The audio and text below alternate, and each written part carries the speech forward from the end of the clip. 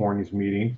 And for reminder of anybody watching and for the first time or participating for the first time, the public forum begins for the first 45 minutes of our meeting every month. And it's where we provide opportunities for folks to talk with us about items on the agenda or other items of concern that we may be able to deal with. If we're not able to deal with them, we'll hopefully be able to steer you to the right organization. But we have, as you heard, a number of folks who want to provide public opportunity or public input to us this morning. So I'm going to have to ask that we really do have a 3-minute time limit for each speaker, and I will remind you that you can submit written materials. I know that we probably have about 12 or 13 memos and letters that we received already that are part of our packet. So I would encourage you to be brief, especially if there's things you're all going to be saying the same thing. Please say you agree with the person rather than restating everything, so we can make sure we get everybody here, because we will try to cut it off right about 45 minutes after we start. So it's 9:05 now, so I'm looking at about 9:50. So Jeff, could you give us the first person and open up their mic? Yeah, we're going to start with Bill Owen. Bill, I'm unmuting your mic. Okay, thank you very much. I appreciate that, Jeff, Bruce, and the entire board. My name is Bill Owen, and I live at 185th and Heritage Parkway. I like to come to a board meeting once every 6 months or so to say hello and say thank you for all that TriMet does.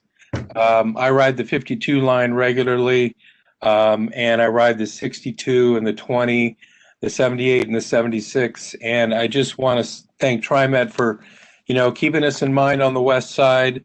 The 52 is a lifeline out here on 185th down to Farmington. The entire community uses it. Of particular interest to me is the bus shelter at 185th and Heritage Parkway. You guys have kept that for me there for several years now, and I really appreciate it. As a disabled rider, sunshine, rain, snow, cold, that shelter keeps me warm, and it makes a big difference to me in my ability to ride TriMet. So I see a lot of good things on the train and on the bus, and I know you guys do good things every day, and I like the projects that are coming up. So this is just a thank you for the bus shelter at 185th and Heritage Parkway, the 52 line, and in general, from everyone from the west side to say hello and thank you. Well, thank you very much for coming and participating this morning. I appreciate it. Thank you, Bruce, and the whole board. Thank you. All right. Right, with that, I'm going to go on to the next speaker, please, Jeff. Okay, we're going to go to Michael Miller next. Michael, I'm unmuting you. Hello, my name is Michael Miller. I'm a bus operator and a former rail operator for TriMet. This pandemic has been pretty tragic, of course, in a public respect, but it's also been pretty tragic in the risk that has been taken by employees on the front line. We're all out here doing our best to try and provide the services that TriMet provides for the public, which I understand we're an emergency evacuation crew as well. I would like if we could spend some time making sure that the operators are safe and focusing on getting the vaccine. Another thing, I understand that during this pandemic, we had been having negotiations in regards to trying to reduce the opportunity for some of the workers to get promotions to some of the training areas. And I don't understand the ethics of that. That doesn't make sense to me at all. I feel that a lot of people applied for those service positions with TriMet with the intention of growing with their family and getting positions that pay more and more training, and removing that after the fact doesn't feel fair at all. I was supposed to read a particular script and I can't seem to pull it up, and I'm not as savvy at this technology as I'd like to be. But in any case, I appreciate that you guys had such a quick response to my email about the COVID pandemic and our response on the bus. I'm really impressed that we are wearing masks. I'm a little confused as to why the passenger load was increased to 18 to 24 people in a 400 square foot space without much else changing. So I was supposed, oh, here I got, my buddy just sent me the script I was supposed to read. I'll try to get to. About 20 seconds, please. Okay. We've been designated essential workers, but are not treated as such. Today I speak on behalf of ATU 757, and I speak in solidarity with them. Thank you. Thank you very much. Before we go to the next one, I just want to say our employee safety is paramount to us, as is the safety of everybody out there that works on our system. So I think there are clearly some differences of opinion about what's going on in terms of training. We're not going to walk away from training for our employees, and we do want to make sure they're safe. So I'll make sure that, again, we continue our efforts to continue discussions and with the union about safety issues, because we know we're all learning as this goes on. So again, thanks for participating this morning. Jeff, next speaker. All right, next up is Carlos. Carlos, I'm unmuting you. Okay, can you all hear me? Yes, we can. Okay, yeah, my name is Carlos Splitsdozer, and I'm also a member of ATU Local 757, and I am a rail operator. And I guess I would also like to voice my concern about TriMet on the contract negotiating side and their insistence on trying to eliminate the apprenticeship program for our maintenance employees, and how that is such an important, I feel, aspect of working at TriMet. Just like the generational knowledge that is passed down from more senior mechanics and stuff. It's not something that can be hired off the street, and I feel like quality and safety is going to be going down if the apprenticeship program is eliminated, like TriMet is trying to negotiate. And I'm also concerned about the $25 billion in funding ATU, or no, excuse me.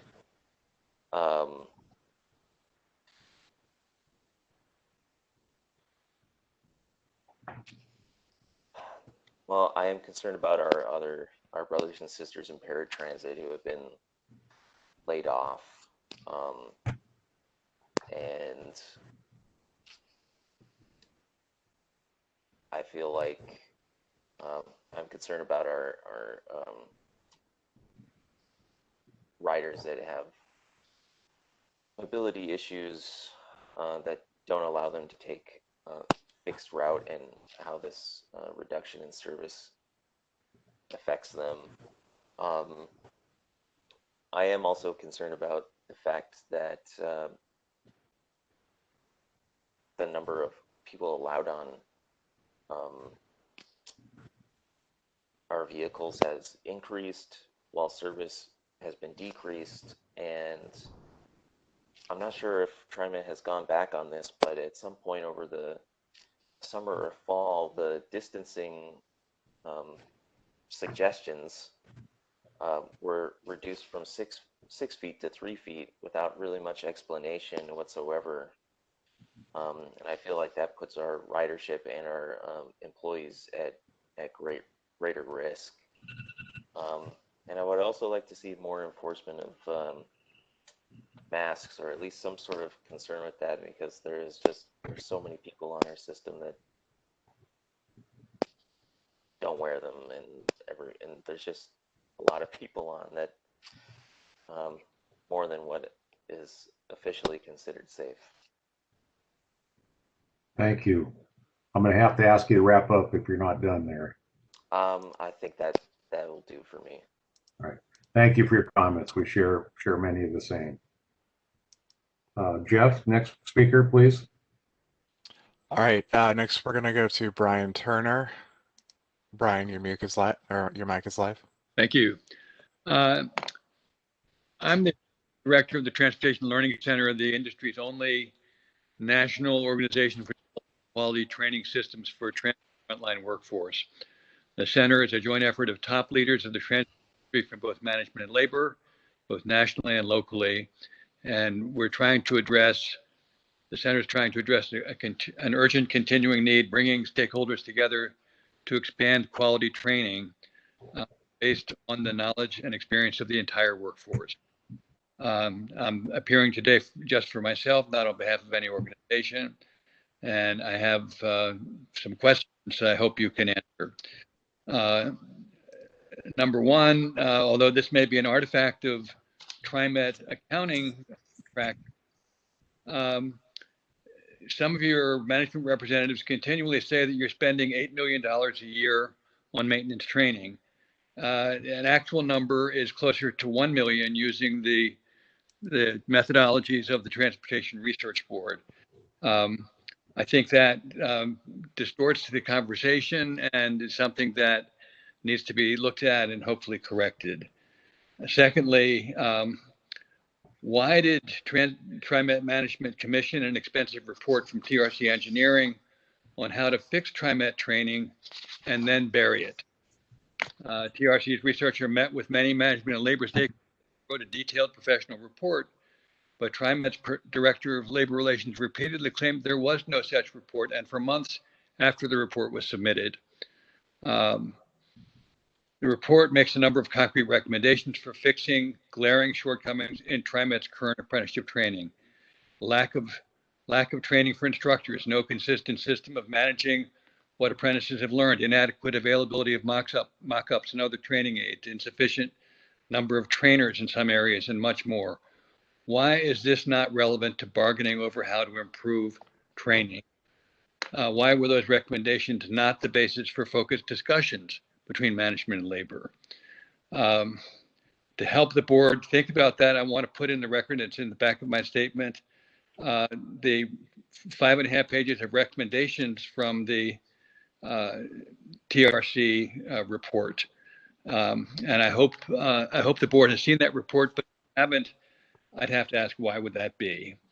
Number three, in the introduction of new technology, APTA's recommended practice is that trainers and frontline maintenance workers be introduced to new technology, in this case, battery electric buses, frequently and in depth as that new technology is introduced. But your maintainers have been excluded from any contact with introduction of battery electric buses. How does that make any sense?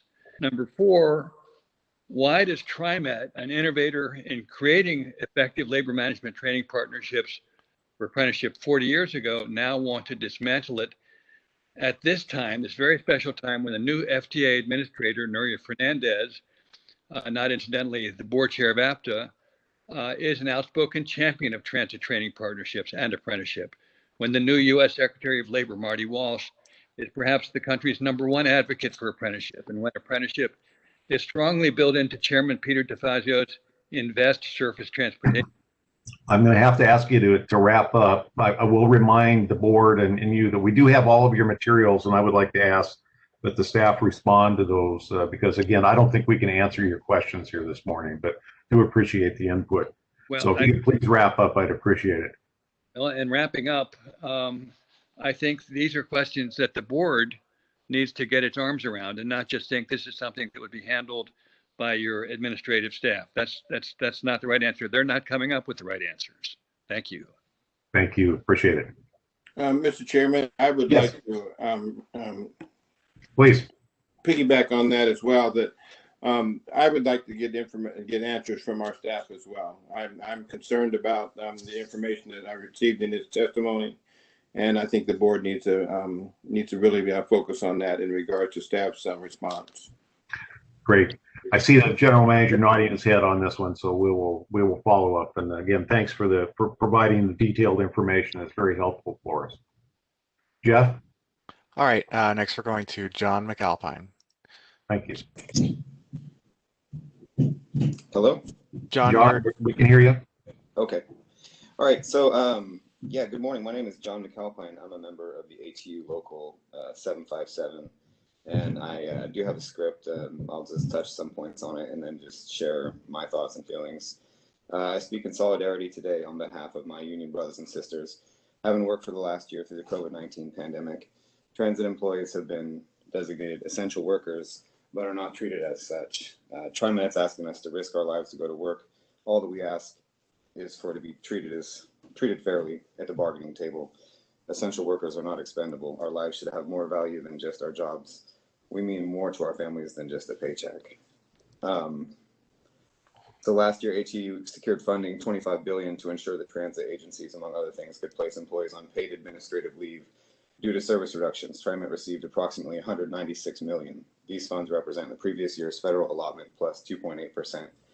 TriMet refused to provide these funds as it claims it should not use taxpayer dollars to bail out employees of a private corporation. At the pandemic's peak last year, First Transit laid off nearly 300 workers and cut their health care. Today, there are still close to 200 of us out of work and without health care in the middle of the largest health crisis in our lifetime. So today we ask that you invest funding toward our reemployment so that we continue to do our part to save their frail lives. And for the apprenticeship program, the apprenticeships are important because they give our unskilled members a career pathway to obtain the skills they need to promote to higher paying jobs.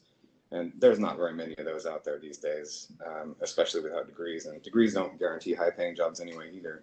There's a lot of folks, I mean, I waited tables and cooked in restaurants for 15, 20 years. And I'll tell you right now that there's a lot of people out there attending bar or serving waiting tables and they have college degrees. You know, there's no guarantee on that investment. So these career pathways are really important. And like somebody else pointed out, I believe it was Mike Miller, there are people who came here specifically for these pathways as service workers to get into an apprenticeship. And it really is deeply unfair to cut that off. Apprenticeship programs in transit help build a pipeline of skilled workers. Without these pipelines, transit agencies won't find enough skilled workers to maintain their bus fleets or their rail, because there's not that many people who have those skills. So the apprenticeship program increase knowledge transfer through on-the-job learning from experienced mentor, combined with education courses to support work-based learning. So I think that it's really important that TriMet should, bargain in good faith and stop trying to cut the programs that help serve this community. And I'll let it go there. Thank you for hearing me. Thank you. Very, very good. Right on the money in terms of the time. Thank you very much for your comments. Right. Jeff? all right, next we're going to Jonathan Hunt. Jonathan? Good morning. Can you hear me? We can. Yes. Good morning, President Warren and members of the board. Jonathan Hunt, Vice President, Assistant Business Agent of Amalgamated Transit Division 757. Over the past 5 years, at least, we've asked you multiple times to give us meaningful opportunity to talk to you. Instead, I'm here once again, calling in on a public testimony line, crossing my fingers, hoping to be able to have my voice heard. As a representative of more than 2,500 people who are directly affected by the decisions you make, this is not acceptable. Surely, President, Mary, our financial secretary, and myself are elected to represent the transit workers in the Tri-County area. And you, the board of directors, are charged with setting agency policy. We should be working together. You serve at the pleasure of the governor, but we all should be answering to the community, the ridership, the taxpayers. What do you have to say to them about the agency's policy on contracting out work rather than creating and maintaining jobs in the Tri-County area? What do you have to say to them about the agency's policy on contracting out paratransit work the service we provide to Tri-County area's most vulnerable population, so that the money goes out of the country?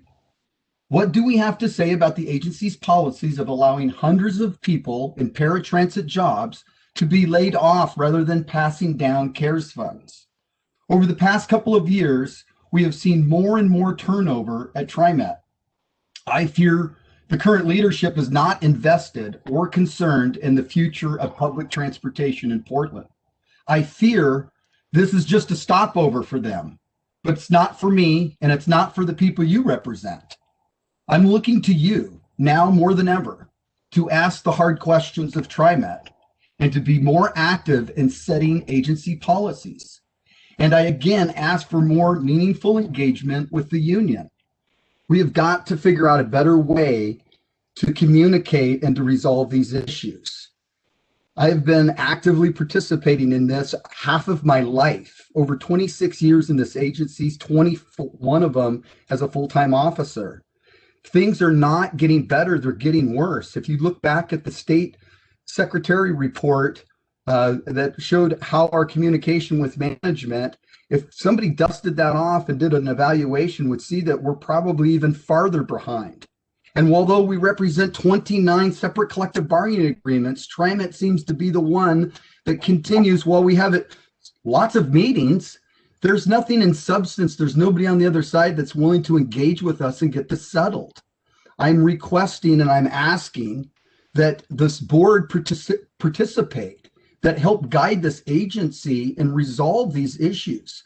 This notion that we'll just go to court is unacceptable. We need to roll up our sleeve. We have asked to meet. We have a couple of negotiations scheduled. However, we are continuing to hear this absurdity that we don't want to build our community. We want to give it away to other folks. We are going into a different technology, but we're not putting the resources into our own people. We have highly intelligent, hardworking folks that show up every single day there requesting an opportunity to better themselves and their families. Why would we not want to give them the first opportunity? Again, I encourage you. I'm going to have to ask you to wrap up. You bet. I absolutely will. Again, I want to thank you all. I'd appreciate in the future that we're able to get at least on video for our speakers. I think it really limits and has a cooling off effect of our presentations. And I just encourage there's an opportunity and time that we're all able to safely get together and solve these issues. Thank you for your time. Thank you, Jonathan. I appreciate it. Jeff, speaker, please. All right, next up is Anthony Forrester. I am unable to unmute Anthony. Anthony, I'll come back to you. How about now? Oh, there we go. Perfect. There we go. I don't know. President Warner, good morning. How are you doing? Good morning. Well, I can see you, but you can't see me. It's also nice to see some board members. Doug, great to see you as always, and then Sam. Let me just first echo what I didn't get who said about the APTA standards, but TriMet continually uses the APTA standards in negotiations as the gold standard. And if APTA is recommending stuff about obviously we're a lot of us here to talk about the apprenticeship program. So for those of you that don't know me, good morning, President Warner. It's good to see you. My name is Anthony Forrester, and I'm a member of ATU 757. And for those of you that don't know me, I'm the Executive Board Officer for Light Rail Operators. I've been at TriMet for 22 years, and I've seen a lot of changes. Some of them for the better, some of them not.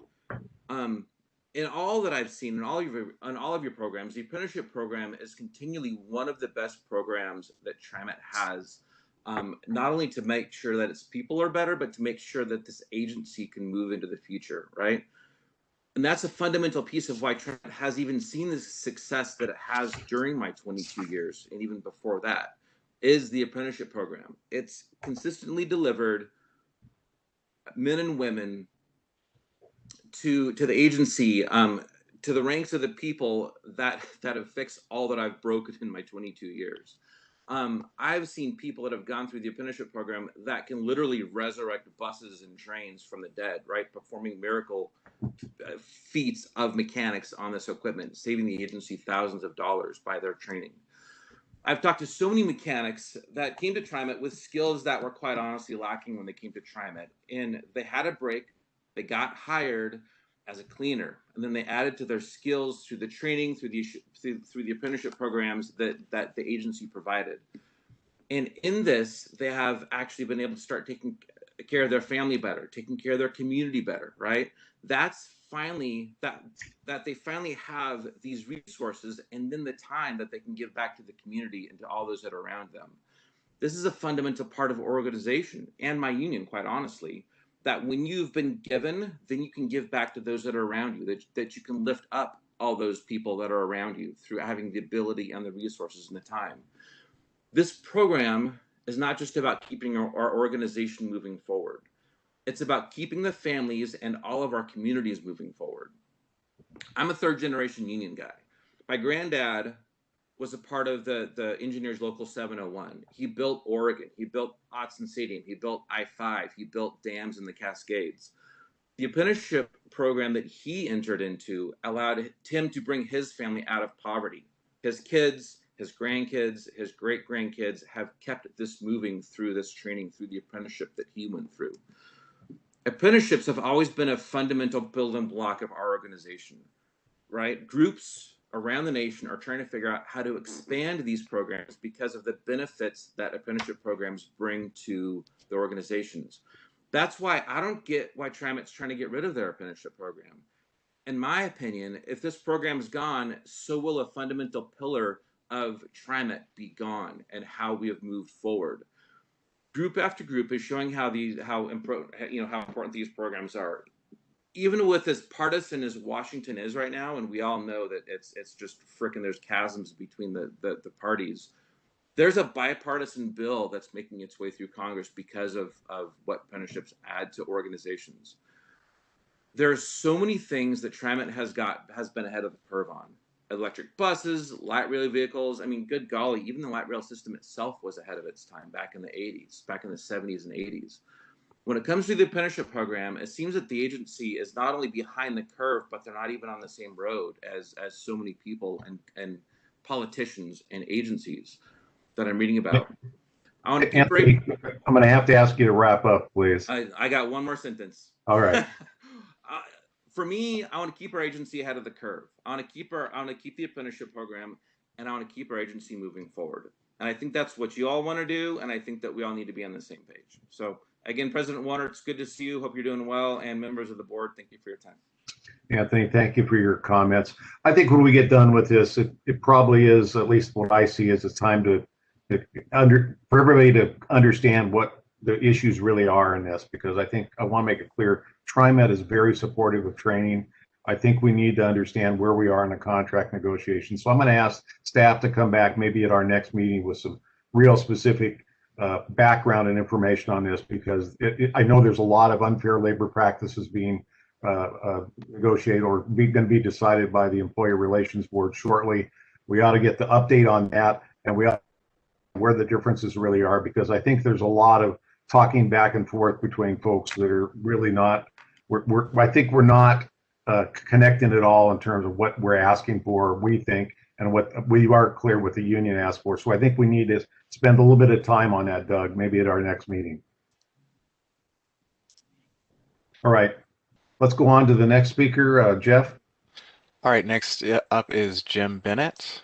Jim, go ahead.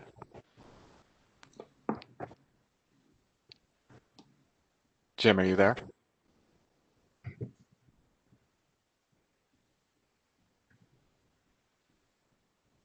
I don't hear anybody.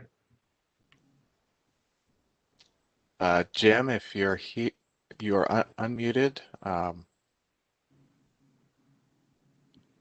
Yeah, I don't think this is going to happen. Go to the next speaker then, please. All right, Jamie Partridge. Jamie, go ahead. Hello, can you hear me? Yes. We can. Great. Hello, good morning, board, and especially my rep from Northeast, Keith Edwards. Hello. I'm a retired mail carrier. I represent my union at the Northwest Oregon Labor Council. I'm on the executive board of the Jobs with Justice Coalition. I'm a bus and max rider. I want to focus on the potential loss of jobs to the community if TriMet continues with its current strategy, specifically contracting out more and more work and doing away with our maintenance apprenticeship programs. And not only is TriMet not prioritizing the upward mobility of its own workers, it's not even prioritizing the Tri-County area, often contracting out work to an out-of-state company.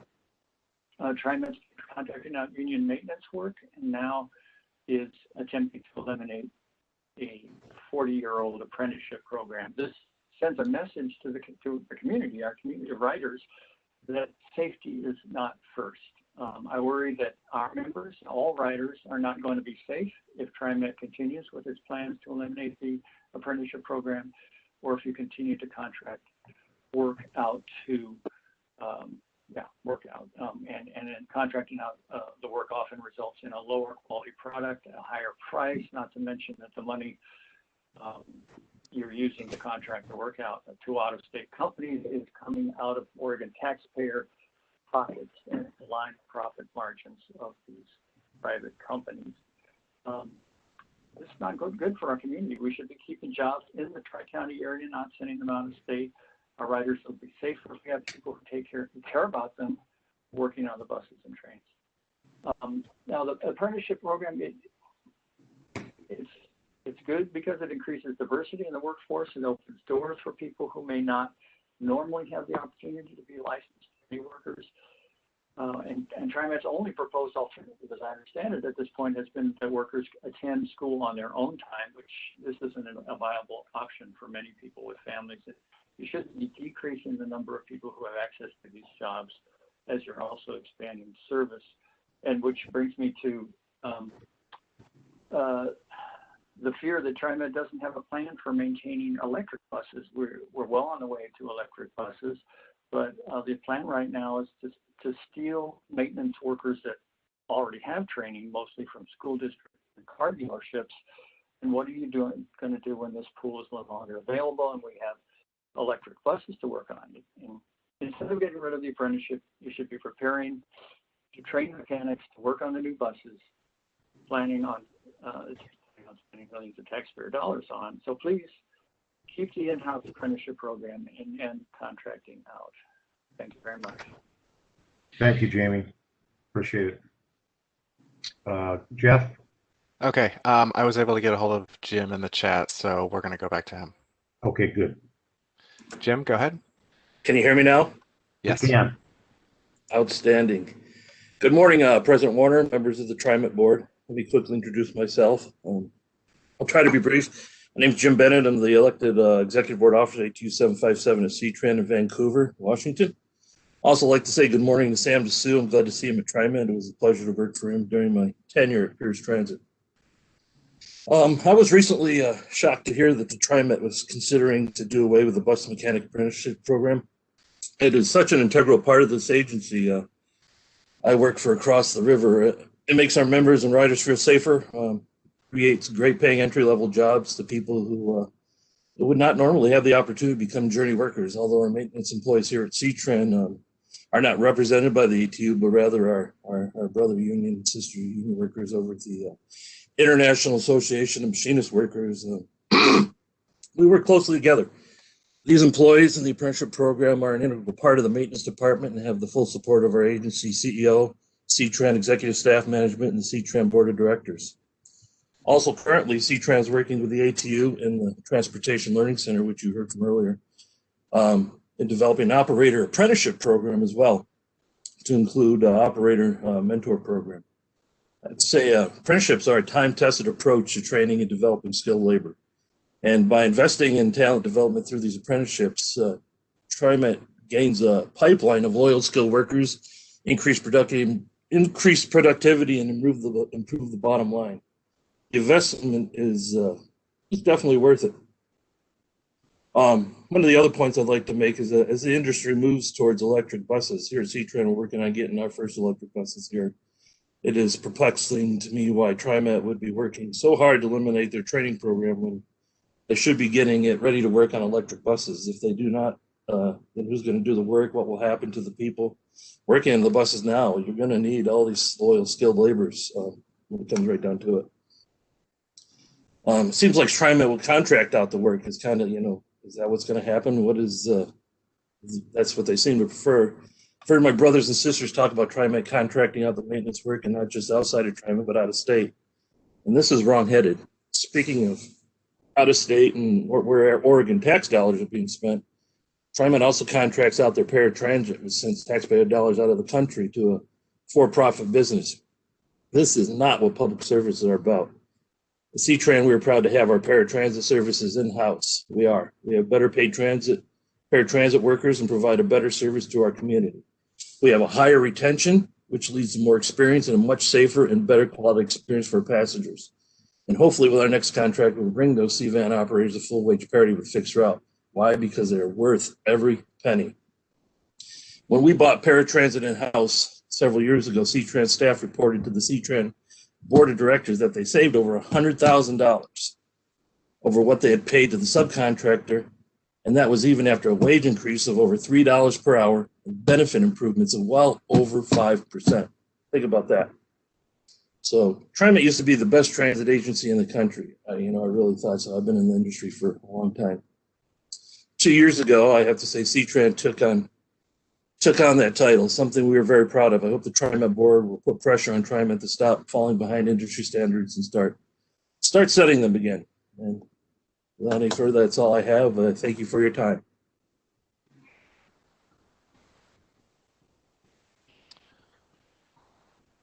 All right. I'm going to go to a call-in user next. I do not have your name, but you will get a notification in your ear that your mic has been unmuted.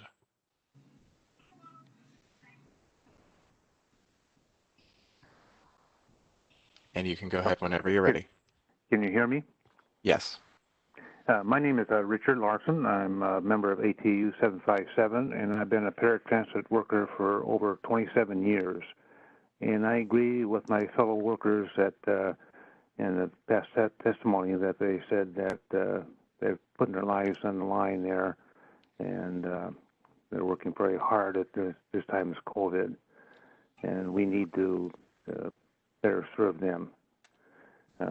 Again, I agree that TriMet has refused to release some of these federal funds to reinstate some of our fellow employees.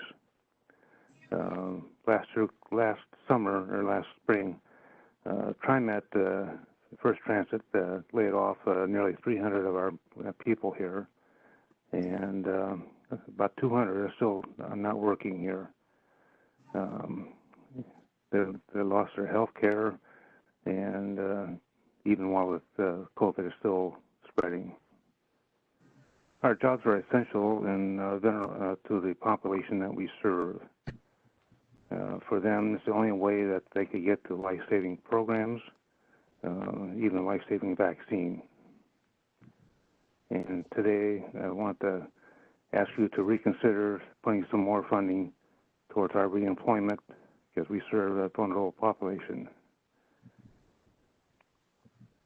That's all I have right now. Thank you for your time. Thank you very much for your comments. Jeff? All right, Bill Bradley, you're up next. Go ahead. Thank you. Can you hear me? Can hear you. Okay. President Warner, members of the TriMet board, thanks for taking the time to hear my testimony this morning. My name is Bill Bradley, and I'm an executive board officer with ATU 757.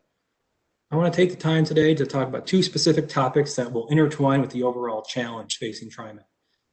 First, TriMet's maintenance apprenticeships are a long-recognized model for training the technical workforce that keeps transit fleets moving. Since the mid-'80s, TriMet and ATU have worked together to develop entry-level workers into highly skilled craftsmen. Apprenticeships are critical now more than ever as our industry adapts to the technological shifts of alternative propulsion, whether that's battery electric or hydrogen fuel cells. The Department of Labor says 94% of workers that come out of registered apprenticeships are employed upon completion. TriMet has done better than that through its current model, where 100% of apprentices that are completed are employed. The Department of Labor also says that apprenticeships will lead to more tax revenues for localities and reduced demand on public assistance. These statistics are so striking that Representative Bonamici from Oregon's 1st District was a chief co-sponsor of the National Apprenticeship Act of 2021 that was introduced this week in the U.S. House of Representatives. Congressman Bonamucci was quoted saying, "As we face historic levels of unemployment, apprenticeships will provide a pathway for displaced and dislocated workers to find critical upskilling and reskilling opportunities." She goes on to say, "Registered apprenticeships are a powerful tool to help workers who have historically faced barriers to entering the workforce and accessing good-paying jobs." The stark incongruence of public policy is disturbing. While Oregon's federal delegation is looking to expand apprenticeships, TriMet is looking to shutter them. Our two organizations must have a common goal to work together so that the transition to electric vehicles can be smooth, not just for the workers' benefit, but the entire region's benefit. At my home employer, Lane Transit District in Eugene, we have been working together on high voltage vehicles since the early 2000s. Now our fleet has 5 times more high voltage vehicles than TriMet's. LTD currently has 50 diesel electric hybrids, and ATU and LTD have worked hand in glove since the outset of high voltage introduction. Using a combination of in-house, OEM, regional transit agency partners like Seattle Metro, and vendor-specific training, our mechanics understand high voltage safety and have the skills to diagnose, repair, and rebuild the entire electrical system of these fleets. Now, with the recent addition of battery electric buses from New Flyer, ATU and LTD traveled together to inspect and learn at the New Flyer plant in Anniston, Alabama. ATU's maintenance officer at LTD is also the lead electrical bus inspector. ATU has proven that we are up to the challenge throughout the region, but TriMet does not want to be a partner. The second topic I'd like to address is leadership. TriMet needs to find some. I would encourage anyone who hasn't read the 2014 report by then Secretary of State Kate Brown to give it a look. They've acknowledged the lack of communication between TriMet management and frontline staff. It encouraged TriMet to find ways to improve this.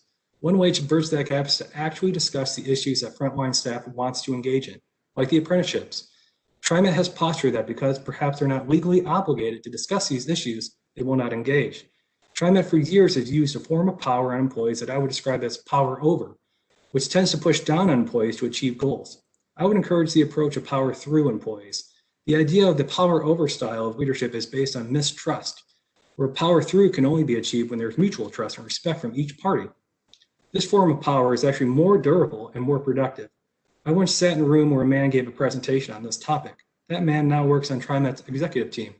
I know the ideas are there to reconcile this relationship between our organization.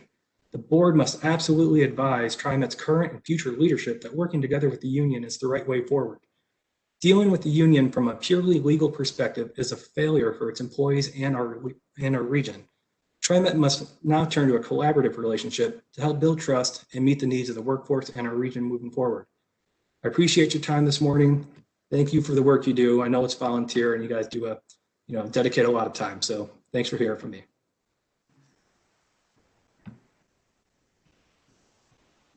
Thank you. Jeff, could you go on to the next speaker, please? Yes, next up is Sarah Iannarone. Go ahead, Sarah. Good morning. Can you hear me? We can. Great. Hi. I'm here on behalf of the Street Trust, a nonprofit working to improve public transit, walking, and bicycling in Oregon. Since 1990, we've been working in partnership with businesses, community groups, and agencies like yours to make sure that residents of our state can meet their daily transportation needs. And we're a proud member of the Getting There Together Coalition. We're here in support of their recommendations for the general manager hiring process, and I imagine that they're going to testify here this morning to you, and they've also put those recommendations in a letter calling for an inclusive, transparent, and public hiring process with meaningful participation from community members. So I won't repeat what they're going to say, but I do want to emphasize the importance of this right now. TriMet's board is appointed, as you know, not elected, and thus you're not directly accountable to the people. And while we trust you will seek and hire well-qualified candidates, it's important to tap into the knowledge and power of our residents, going beyond checking the civic engagement box to truly improve the hiring process.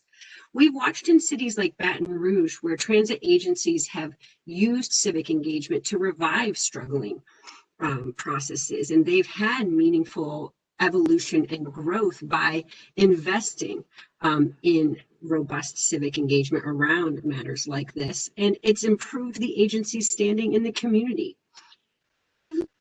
The public in this process and into the future is going to be critical for TriMet through our COVID crisis and beyond, as we're asking riders and the public to support our agency's recovery and renewal, and to help us continuing our work of drive alone trips and meeting our climate action and equity goals. I want to be clear, none of us are arguing that the management of a major regional public transportation system is anything less than a Herculean undertaking for even the most qualified bureaucrat who's adept at managing intergovernmental relationships and ensuring effective project and service delivery and balancing budgets in a shifting landscape. However, these qualifications are not sufficient in today's context. Portland's transit agency at this time of intense civil rights reckoning and recalibration needs a people's manager who's willing to use their political power to do more than build the real estate capacity alongside our investments. At this time, we need a transit agency focused on building human capacity and realizing transportation justice through all of our services and investments. That said, meaningful community engagement in this hiring process, I'm sure, will increase our ability to achieve the latter. The next head of TriMet must understand and be committed to looking beyond choice riders to meeting the needs of underserved and transit-dependent riders, to be a champion for racial equity and public safety reform, to support the needs of our region workers, including those employed by TriMet, it sounds like, and committed to ensuring a sustainable regional economy in the future. Thank you very much for your dedication and service, and please don't hesitate to reach out to the Street Trust for our support in this matter. Thank you for your testimony and congratulations on your new position there. And we will look forward to working with you as we move forward on our search for a new general manager. Jeff, how many folks do we have left, since we've already expended our 45 minutes here this morning? But I want to make sure we provide opportunity if we have a limited few left. We have 7 left. What's the board's feeling on this? Do you want to keep going here? Okay, why don't we keep going, Jeff? All right, next up is Greg Patton. Greg, if I could ask you to be brief. Good morning. Good morning. Thank you for listening to me. I'm a driver at First Transit and I'm a member of ATU 757. I'd like to agree with John McAlpine, who's already spoken, and Mr. Jim Bennett, and Richard Larson, also a paratransit driver. In particular, First Transit laid off nearly 300 people last March, me being one of them. And this happened during the pandemic, and we lost our health insurance as well. And this has been tragic to a lot of my fellow workers. I'd also like to support the apprenticeship program. I've seen personally how well that can work. On-the-job training is awesome, and I think that's the way to go. Thank you for your work. I really like my job, and I look forward to going back to work.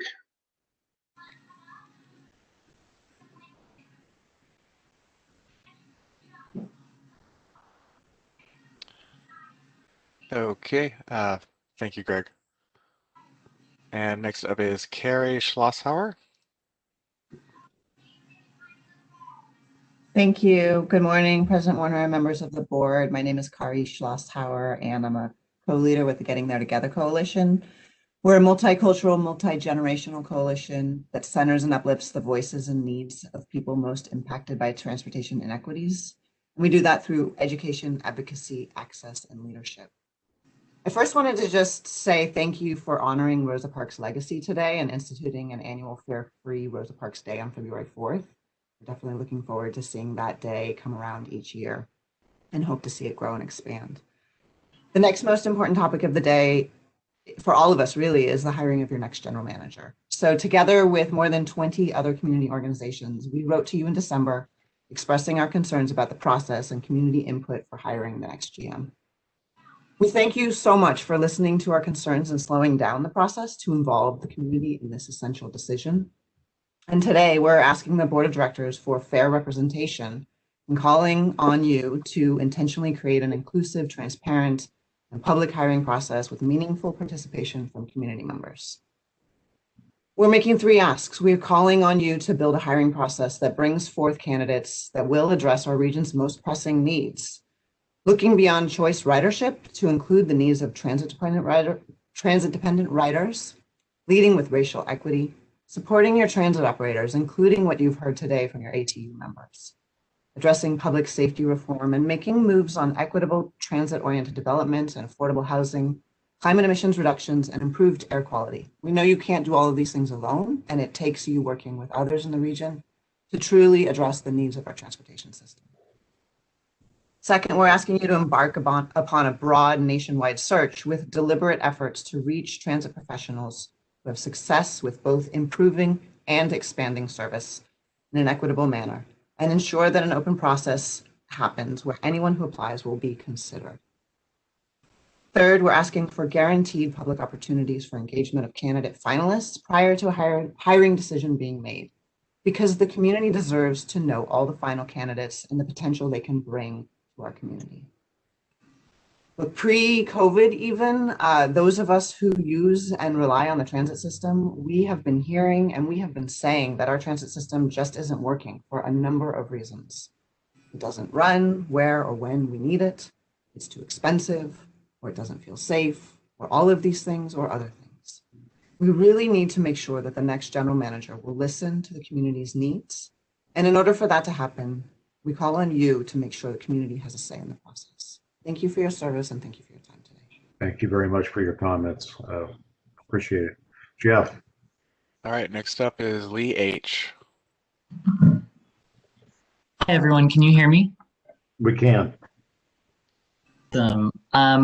I did not come on today to necessarily uplift the ATU demands, but I would like to just echo that and say that if there are any ATU folks left on the call, that as a Oops, we lost you.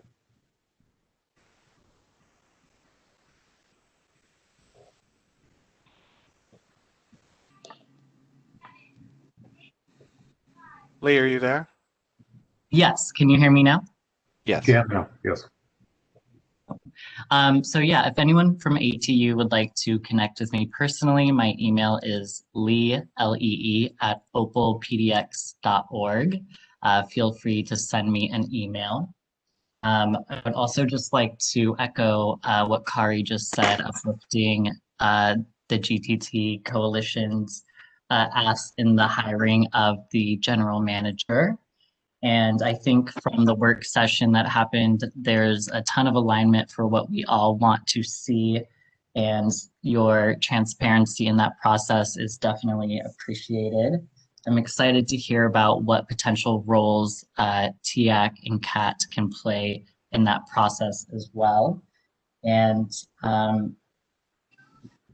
yeah, I'm just hoping we can kind of get clarity around what that timeline will look like for the hiring of the next general manager. I wasn't able to stay on for the entirety of the work session.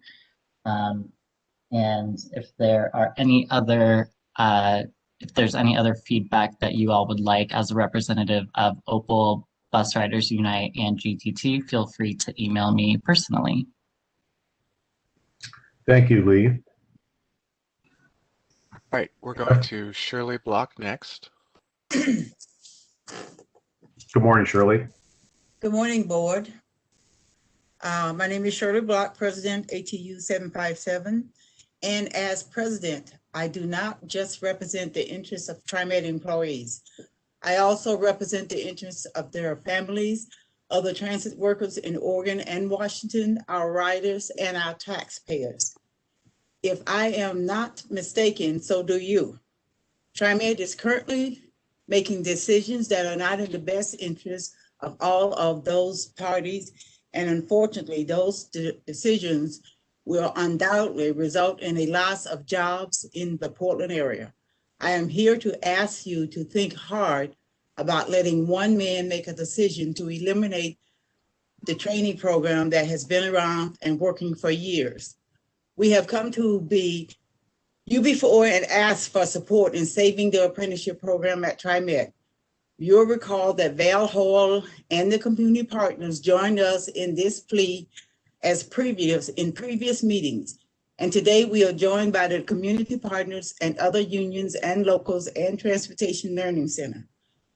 We have all of their support because losing our apprenticeship program does not just affect us. It affects our community, our riders, and other transit agencies and apprenticeships throughout the country. TriMet has committed to going full electric by 2040, but will not commit to training its own employees to maintain them. This will result in a loss of jobs to other members, our members, and to this community. TriMet has decided to eliminate a 40-year apprenticeship program rather than motorizing it. This will result in this less safe transit center, less entry-level jobs, and less diversity. TriMet has decided not to prioritize keeping work in-house, but instead becoming a more dependent on contracting out. This will result in fewer quality jobs, lower quality service, and sending organ tax dollars out of the state. TriMet has decided that it is no longer necessary to maintain an apprenticeship program that has served as a national model to other agencies. This will result in other agencies following suit, and TriMet has decided that this is no longer important to be the best transit agency or even on the best transit list. This will continue to result in a continuous decrease in morale, safety, pride, and if TriMet will not hold itself to a higher standard that used to make us the best, that would mean you and I must work together to do this. Today, we find ourselves where we have been before, asking you to hold TriMet to a higher standard and prioritize transit workers and the riders. And to save the apprenticeship program, you were responsible to finding yet another new general manager. I certainly hope the new general manager know how to build a relationship with labor to work together. My hope is that we can treat this as a new beginning rather than doing the same old thing. Let's work together to make the public transit better, to keep taxpayers' dollars where they belong, to create jobs, and to find a general manager who is willing to work with us to reach this goal. We are asking TriMet to be a team player with us, not fight with us. And I hope that general manager is ready. And thank you for your time. Appreciate it. Jeff? Okay, Frederick Casey, you're up next. Good morning. Good morning. I'll try to keep mine solid. My name is Frederick short. My name is Frederick Casey. I'm the elected ATU Executive Board Officer for TriMet salaried employees. So basically, I represent anybody who doesn't work in maintenance or as an operator, but is in the union. So I'll trim down what I had written because we're running short on time. Since January 4th, I am aware of at least 11 assaults on our members. That's 11 assaults. So that's roughly one every 48 hours. Do our members feel protected? No, they do not. Do they feel that TriMet management is there to support them and has their safety in their best interest? No, they do not. They are immediately suspect in any assault. Management questions what they did wrong and how did they provoke the incident instead of asking the more human question of, are you okay? And while the member sweats about their job and their livelihood, the criminal who assaulted them walks free or gets a slap on the wrist and is released to potentially do it again, and oftentimes does. The other factor that members fear that if they are assaulted, they can't fight back to defend themselves because in most cases they will likely be, at minimum, hit with a hefty suspension, if not outright terminated. This includes anybody that's been off on work comp for any period of time due to an injury they received from an assault. When they get back, they are faced with disciplinary action or investigatory meetings, wondering what they did wrong.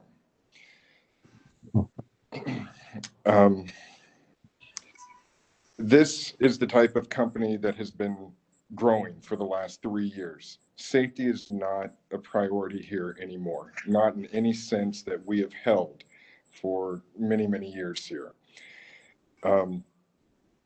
This is the company that you have allowed to happen and that management continues to foster. I don't know if this is the type of company that you wanted, but it's the type of company that you have. Our workers here at TriMet are a reflection of our community. They are a mirror image of it. They work in it, they live in it, they are here. You tend to hire people that are way outside of this community, that have no ties to this community, and are usually here for a short spat to bolster their resume and move on somewhere else. The board should focus on looking at promoting within, fostering relationships with the union, and providing a pathway to people that know this community, that live into this community, to help manage TriMet. That's all I have, really. It's not safe here. There is no accountability from management on anything. Everything is put onto the member. No one feels safe out here. Each garage used to have a big banner that said, "In walk the safest operators in the world." All of those have been taken down in the last 3 years. Any sense of pride about safety we've had here, any reminder that the people here at TriMet had for the safe operation, that management felt that their safety was a concern, has been torn down and thrown in the trash. Frederick, I'm going to have to ask you to wrap up. I think your points are well made. Were you done? Plug along. All right. Thank you, Frederick. All right. Mary Longoria, you're up next. Good morning, Bruce Warner and board. My name is Mary Longoria, Financial Secretary of HU 757. We have seen over the years an increasing trend in TriMet contracting out and privatizing whatever work they can. Maintenance, shuttles, paratransit, the list goes on. We don't want this to keep happening. In fact, we have asked before, we want to get this work back in-house. Paratransit services are provided to our most vulnerable populations and should be prioritized, not treated as an afterthought. And that is what TriMet is doing now, treating our brothers and sisters at First Transit, Regions 1, 2, and 3 as afterthoughts. TriMet has continuously refused to send any CARES Act funds to these regions to prevent layoffs. As a result, some 200 people remain laid off, and we do not know the extent of the service cuts to the populations they serve. We know that paratransit can be better. Jim Bennett brought up C-Tran, and they are, provides a more efficient and higher rated service. And theirs is in-house, and Washington taxpayer dollars stay in Washington. I will also cut mine short. I do think that bringing paratransit back in-house is a smart thing to do, especially right now. The jobs need to stay here. I also want to parrot what Bill Bradley said. Congresswoman Bonamici said, in Oregon and around the country, registered apprenticeships, pre-apprenticeships, and youth apprenticeships are helping workers gain the skills and support services they need to provide for themselves and their families. As we face historic levels of unemployment, they also provide a pathway for displaced and dislocated workers to find critical upskilling and reskilling opportunities. Registered apprenticeships are a powerful tool to help workers who have historically faced barriers to entering the workforce and to have access to good paying jobs. So I know that you had said earlier that you aren't going to get rid of training, but what you are doing is getting rid of an apprenticeship, state registered apprenticeship program that keeps our community safe. Thank you for listening. Mary, thank you very much for hanging in there. Jeff? All right, our last raised hand is Mary Botkin. Good morning, Mary. Good morning. Am I off mute now? We can hear you. Okay. I just want to be sure that you got my written statement on behalf of ATU. We did. Okay. And the only thing I would add to that is, as you look for a general manager, it would be helpful if you look for someone who has a positive background with labor relations and in collective bargaining. I think that anybody who has a good background of being able to successfully resolve collective bargaining issues at the lowest level rather than at the highest level would be a good hire for TriMet.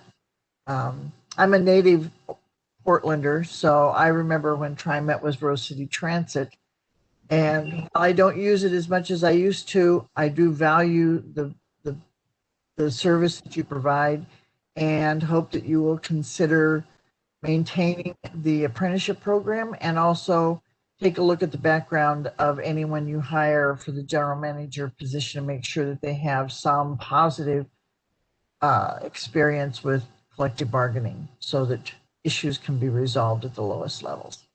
Anyway, thank you very much. Thank you again, Mary, for hanging in there. I appreciate it. And thank you we for do the have your service. material, and we will be discussing the position description later on in our agenda, where it was clear that we wanted to see those kind of attributes in it. And I think if you hang in there, you can listen to those if you want also. So with that, hang in and listen. all right, thank you. With that, I'm going to close the public forum and move forward to our regular meeting. How's the board doing? Are we hanging in there? Anybody need a 5-minute break or anything? Was that a yes, Keith, to the break? I can't hear you.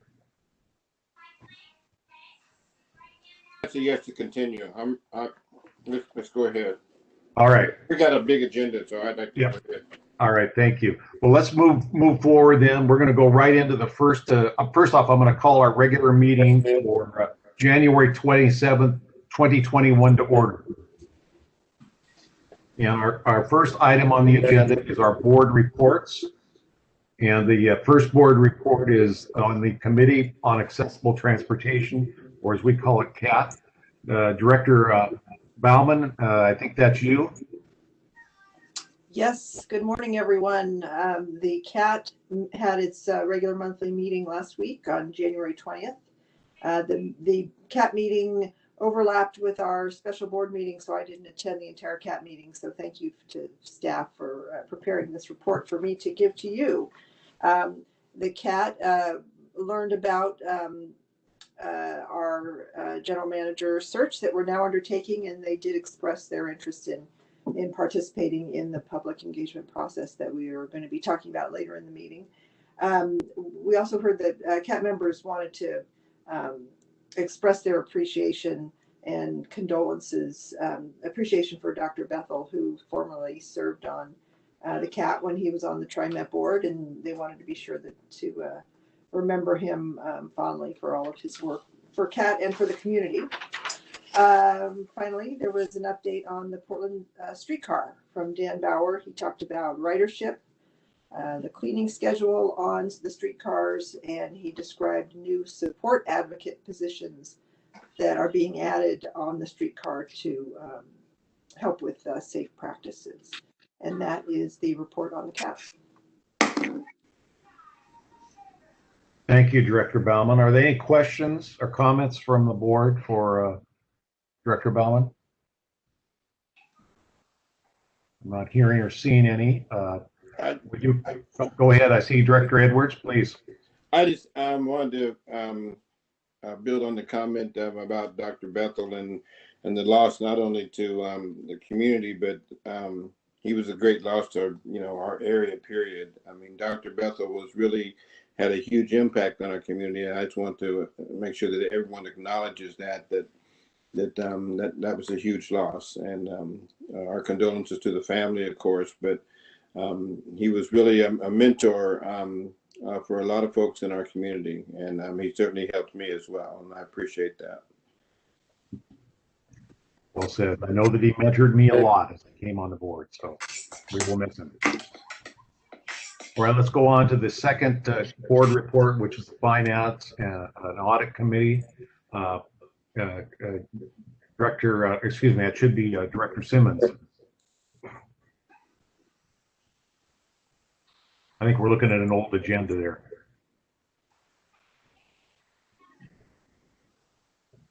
Director Simmons, are you there? Well, it always takes me a minute to unmute. Okay. We can hear you. President Warner and members of the board, at today's Finance and Audit Committee, we were briefed on 4 topics. One was from Moss Adams, the auditors for TriMet. The second was an update on a financial outlook. Third was a report on the December 31st, 2020 investment portfolio. And finally, the status of ATU bargaining. When we heard from Moss Adams, we learned that the single audit couldn't be completed until after December 23rd because they had not received directions or an addendum on reporting having to do with CARES Act funding. But it did not change the excellent audit that we received before. And they also reviewed the management letter and made some suggestions that have already been implemented by the management. Next, we heard from Dee Brookshire in terms of the financial outlook, which, as you all know, is a moving target based on a whole lot of variables. And the financial outlook is built on a number of models, financial modeling assumptions. Some of them have to do with cost-cutting efforts, the reduced service, the pause of our service expansion, where we have a hiring freeze. And if we do hire, we evaluate vacant positions and deferred or descoped projects. What is important to know is in the financial modeling, the division transit is still moving forward and is expected to become operational in 2023. The work on the Red Line expansion is moving forward and expected to be completed by 2024. And our assumption is based on the riders will return by the end of 2024. So it was one of the really important pieces is there's going to be a second CARES Act allocation, and our allocation looks like it's going to be $199 million. So you will be hearing more about that coming forward. The third area that we heard about was the investment portfolio dated December 31st, 2020, and that is included in the financial statement summary letter that we all received in the board packet that Dee Brookshire provided for us. I'll just summarize by saying the $642 million of our investment portfolio is made up of restricted and unrestricted accounts. The restricted accounts are for unspent bond proceeds, which are issued for various capital projects such as the Red Line, the Powell Garage, the Division Street Transit, and so forth. And and then unrestricted is more for 3 months of operating expenses for running the agency. The final topic we talked about was an update on ATU bargaining. We reviewed the timeline and bargaining considerations, and we were told that bargaining is scheduled to begin again on February 3rd. And Mr. President, that concludes my report. Thank you, Director Simmons. A very thorough report. Are there questions for Director Simmons?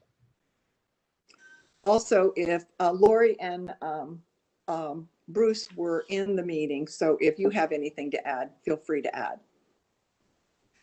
I can add nothing more. You did a great job. I'm hearing none. So we'll move on. And the agenda up on it's being displayed on it shows a report on the Metro Policy Advisory Committee, but I don't see it on the latest agenda I have here. So Director Way, were you prepared? Were you going to give a report today? President Warner and members of the board, good morning. There's no report because there has not been a meeting for NPAC, and today's meeting has also been canceled. So the next meeting that we have scheduled is February 24th. All right. At 5 p.m. All right. Good report. Thank you. Well, let's move on then to the final report here this morning then, which is the Transit Equity Advisory Committee report, TEAC as we call it. Director Gonzalez. Thank you very much, President Warner. Quick sound check. Can you hear me? We can. Very good. Thanks to President Warner and the board. I have my report for the Transit Equity Advisory Committee. Our previous meeting was January 12th, what is a whopping 2 weeks ago. It seems like forever, but there was an action-packed meeting. There was a lot of report outs, the first of which came from staff and was around the general manager search process. It was one of the early opportunities to share where we are with the search process, what we're intending to do, and get some feedback from TIAC about it. There was a report out from Alan Leto from our agency around the efforts to update the agency's business plan. So TIAC has an opportunity over the coming months to provide input on aspects of the business plan. So this was sort of teed up in the January meeting.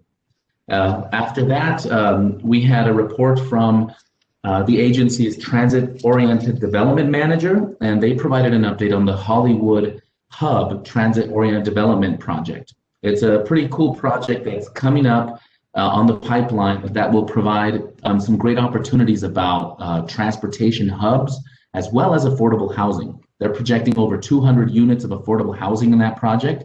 It's a great partnership with Bridge Housing, and it's a fantastic opportunity to begin to leverage the transit-oriented development policy that we discussed last year.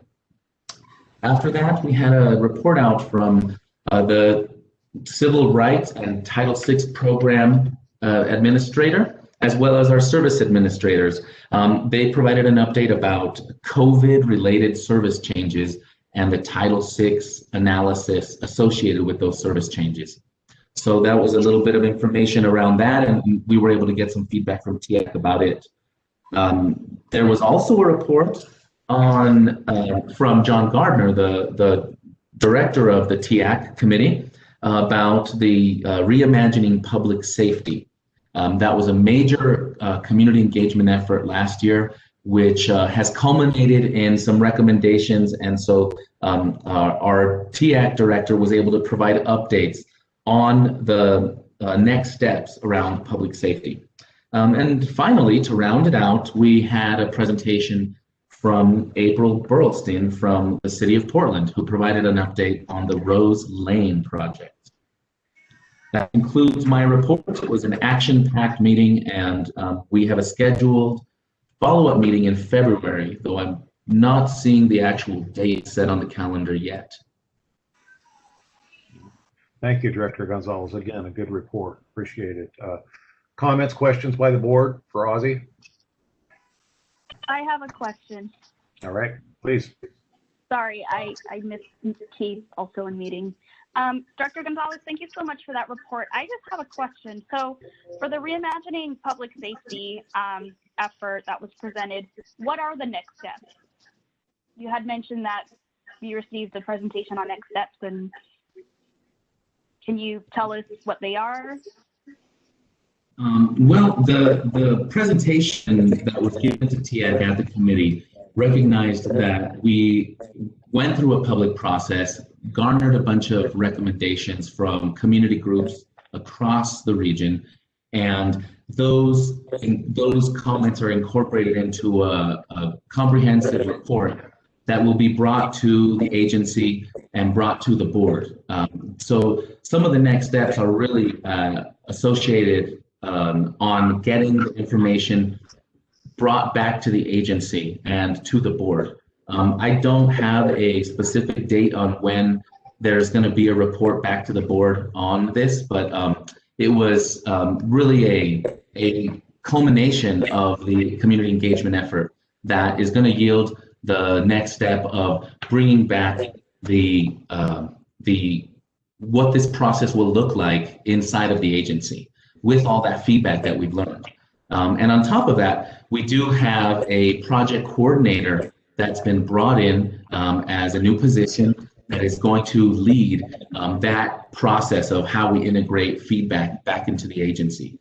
So there's a formalization process that's happening inside the agency now with the hiring of a new project coordinator and the formation of a new committee that is going to be part of the agency that we'll be hearing more about. Thank you for the question, Director White. Thank you. I guess I would like to, am I? You're on. Okay, thank you. If it doesn't compromise any protocols, I would certainly like to be at the next TIAC meeting, especially regarding the business plan that the TIAC will have input into for TriMet. And I presume Alan will be there as well. Alan will be involved throughout the process of the business plan communications, and it warms my heart, Director Edwards, to know that you are interested in coming to participate. You have an open invitation, and other members of the board do as well. You can refer to, I direct you to our TAC Director, John Gardner, or you or any member that would like to get an invitation to that next meeting.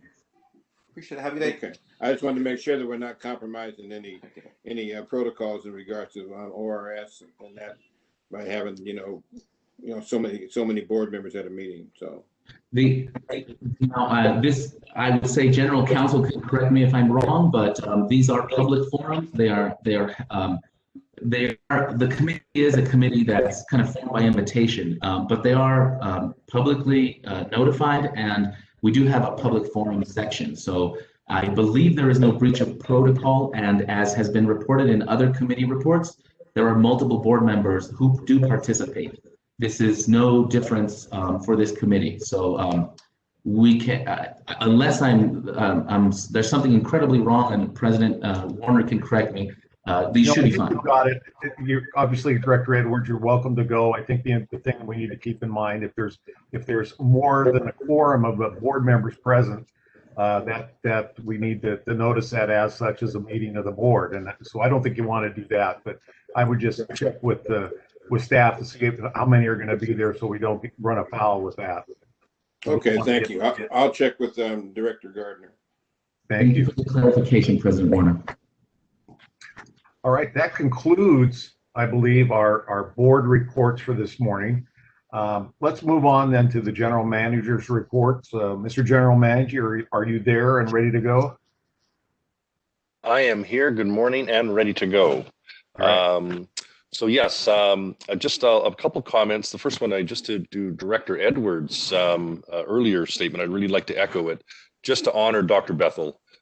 His contribution, not only to TriMet, but to the community at large. I mean, I know everybody has benefited from his wisdom, his training, his education. I know I sure did as well. And so I just like to really reinforce his heartfelt comments as well, and to his family in this really sensitive time. So thank you, Director Edwards, on that.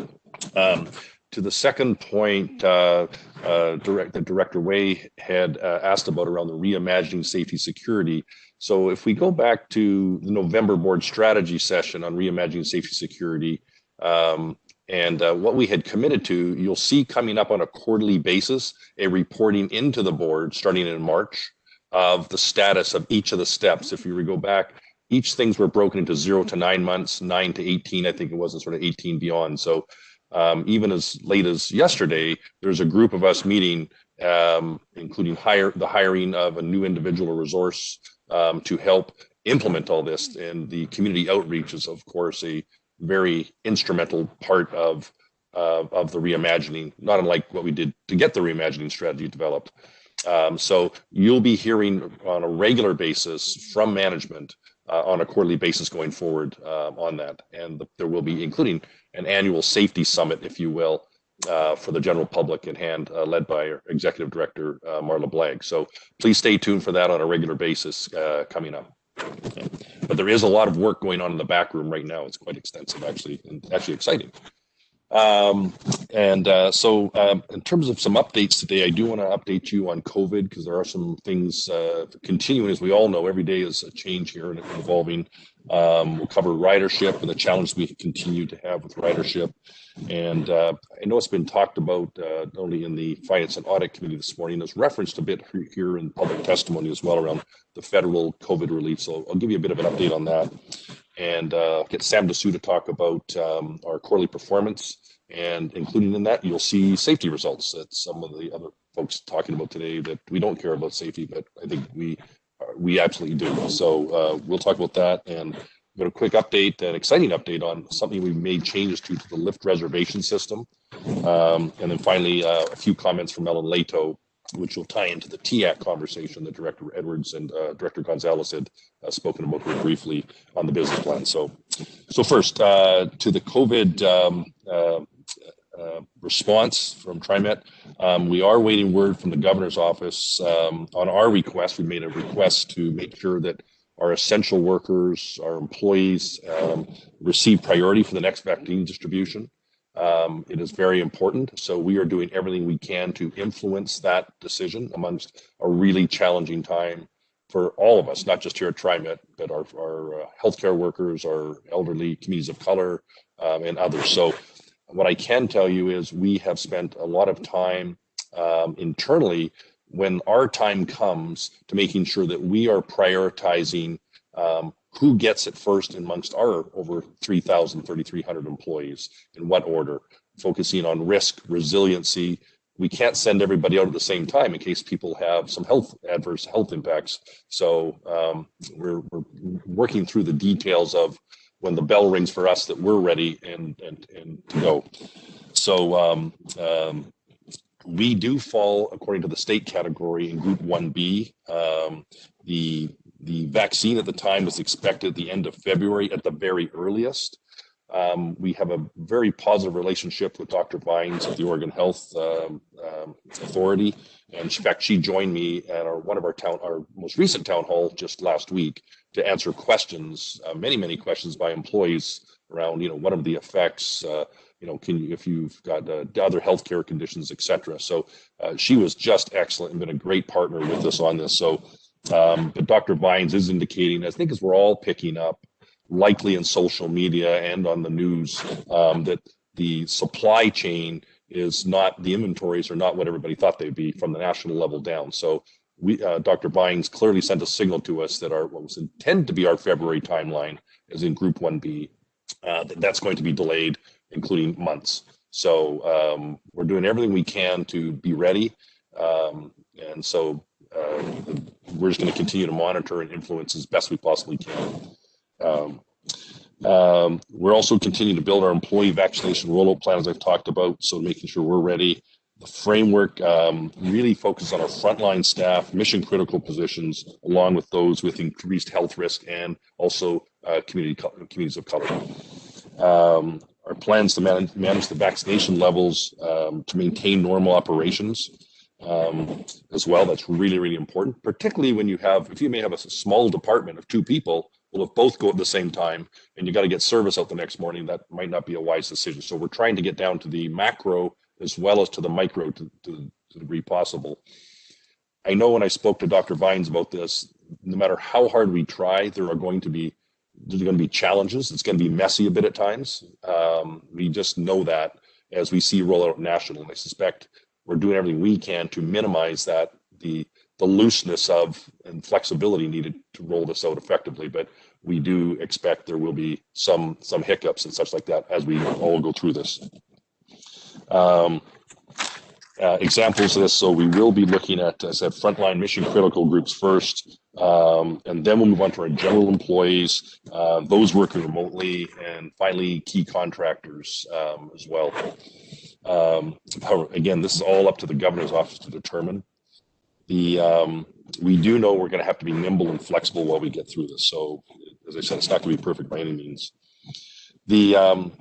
We're about 10 days into our latest effort to educate our riders about wearing masks and about how to wear them, where to find them. Again, we made a decision which, frankly, most other transit agencies in North America did not make, where we're actually providing masks for free on the system. So we were, I think, the first that we know of to do it, and we continue to do it. Not only were the cleaners, extra cleaners of the cost to help maintain that high level standards, our bus barriers, but also we went with hand sanitizers on the vehicles, trains, and buses, as well as the free masks. So I know we've given out many millions of them. In terms of the awareness program we're rolling out right now, from January 17th through February 6th, we have extra employees out across the whole system to interact with riders using a influence and a gentle approach to reminding people. I think it's working very well. The feedback I got yesterday on that was actually they're seeing about 99% compliance by the general public. So it's a really high level, but 1% when you carry 130, 140,000 riders rides a day, that could still be, that's 1,500 type of thing. So it can still, there's still room for improvement. So we know it's not perfect. possible with this. So again, since last May when we started providing masks, we've distributed over 4 million masks now to the public. And our net cases inside TriMet are approximately 80. Most have all come from outside, from other third parties, but we continue to monitor this and work very closely with the health authority on it. So I don't know if there's any questions people have on COVID. If not, I'll move on to the next topic, but I just thought I'd pause quickly.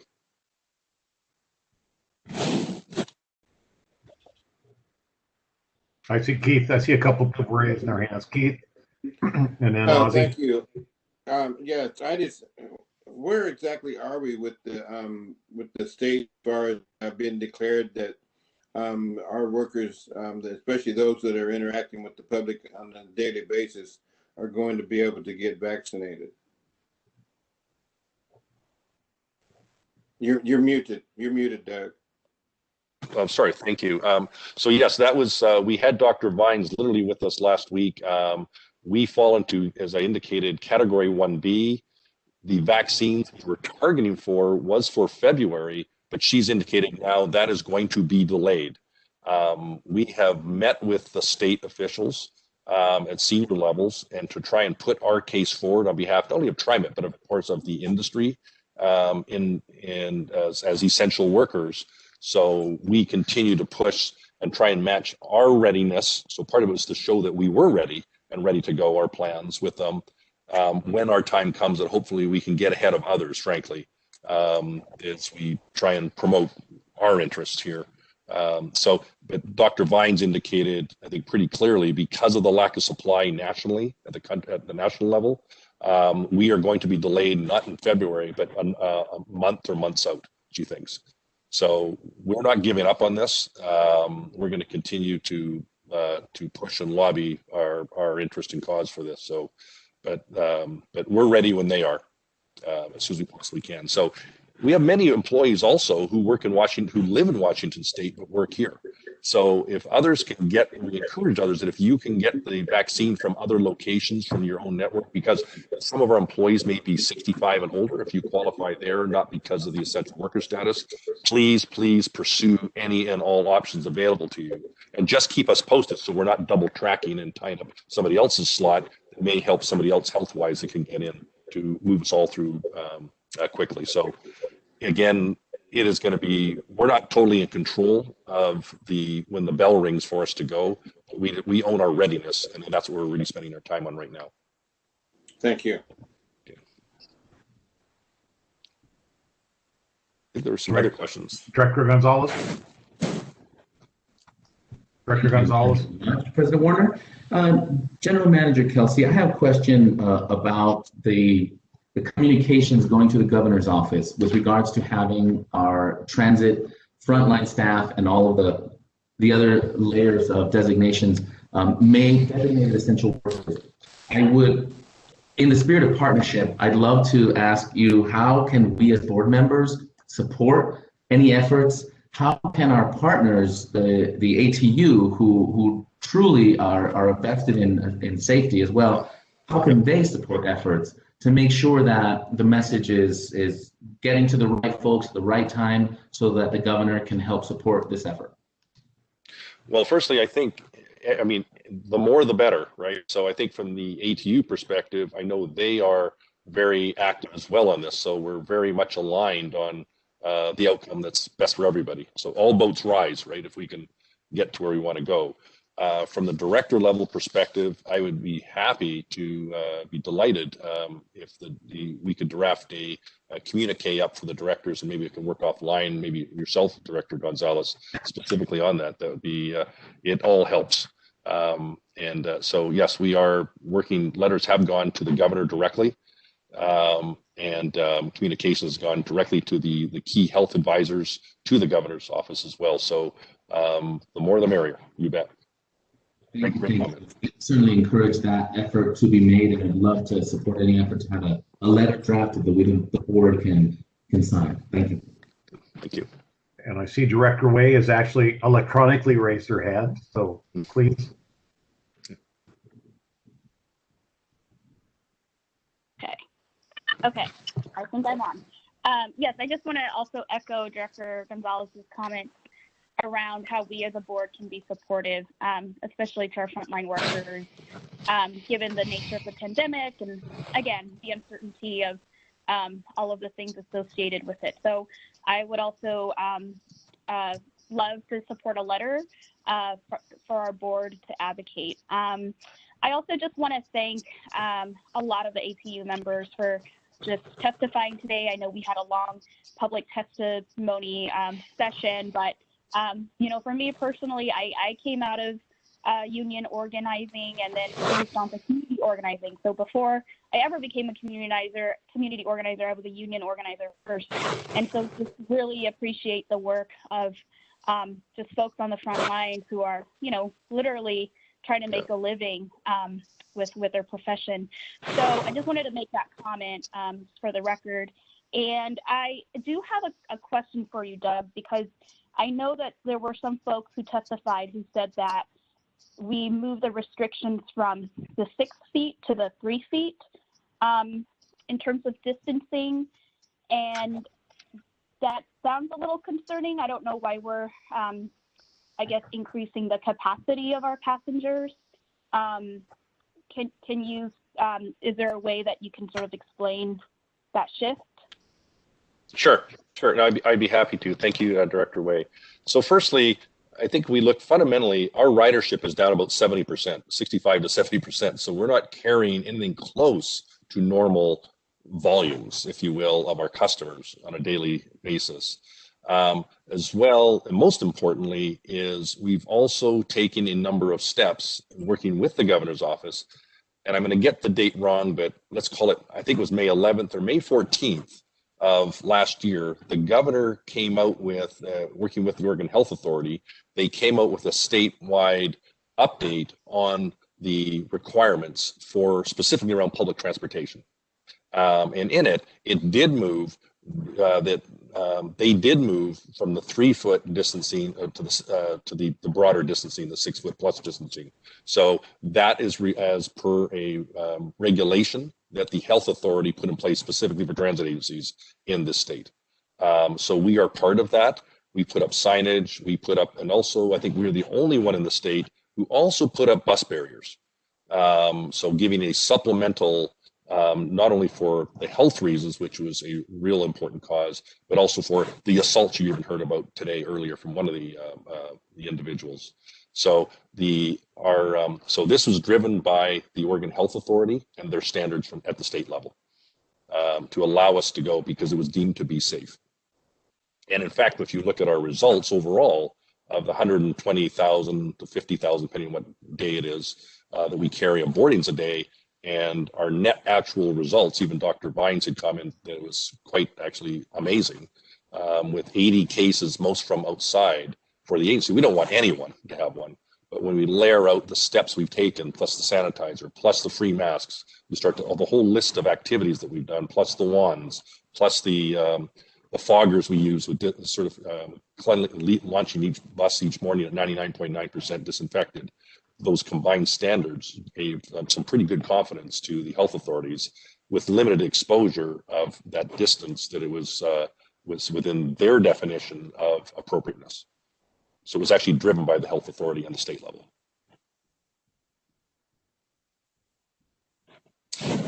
Okay, if there's any other questions, happy to answer them on this. If not, suggest moving on, President Warner. Please move on. Okay.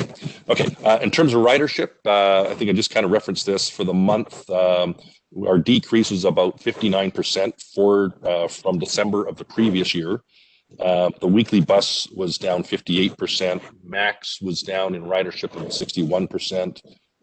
Again, just to remind everybody, we're really performing at essential service level standards. So particularly with the significant more cases that are evident right now around in this region and in the country. So West was down 76%. So only those who really need to use the service should be using it right now. We're seeing smaller declines on our off-peak weekend service and as well as on our frequent bus network. Again, we're really trying to, we'll be there for those who need to get to a hospital or need to get to essential travel or work key service providers use. So we're trying to maintain as much service as we possibly can, being fiscally responsible, but allowing that's why we moved I took a risk, frankly, as you are aware, to go from 90% back up to 95% on the bus. So we're going to monitor that over the next several months and see how the ridership and usage actually materializes. So in terms of what I mentioned before, the federal COVID relief, I'm just going to touch briefly on this. In late December, was called the Consolidated Appropriations Act of 2021, was signed into law at the federal level. And it included $14 billion for transit. So again, that has now passed. We are also getting preliminary numbers from the FDA to determine what's our share of this allocated amount, and not just our share, but also what are the restrictions. We understand there's going to be more restrictions on what the kinds of uses it may qualify for versus what I will now refer to as CARES Act 1, the original one, versus CARES Act 2. So there's a lot we don't know, but the encouraging part here under this CARES Act 2, we're estimating about $190 million. And the latest number we got was 199, but let's call it 190, which is slightly more than what we got in CARES Act 1. So that is very encouraging. As well, the most recent information we have from our sources down in Washington directly is that President Biden has also announced a $1.9 trillion American Rescue Plan. More specifically to us, that one talks about a new number of being $20 billion versus the $14 billion in relief. I'm not sure that we would anticipate more coming our way of the $199 million in the conversation I just mentioned, because I think they're really taking that incremental amount to some of the largest and hardest hit agencies, i.e. New York, who are looking to potentially cut 40% of their fundamental routes across the board, including subway and such. So, anyway, we're going to continue to monitor this. It's very encouraging for us, as what has been passed into law will be helpful for us. And I just would remind the public and the board, this is while we get through this challenging, extremely challenging time, this is a supply side. This does not get back to the demand side of the equation. Ultimately, over time, as the recovery continues or gets, you get to herd immunity, and plus with the vaccine and the economic impacts it's brought on a lot of people, we need to get our ridership back over time. So I think it becomes very important. So this is funding for the supply side of the service, not the demand side. So at some point, they're going to have to reconcile over time. So anyway, it's good news for us at this important time. So we'll keep you posted. Next, I just want to ask if Sam Dessou, our Chief Operating Officer, can maybe just review our quarterly performance. So Sam, maybe turn it over to you, and I think you've got the presentation ready to go. All right, Doug, I'm on. Is the presentation up, Jeff?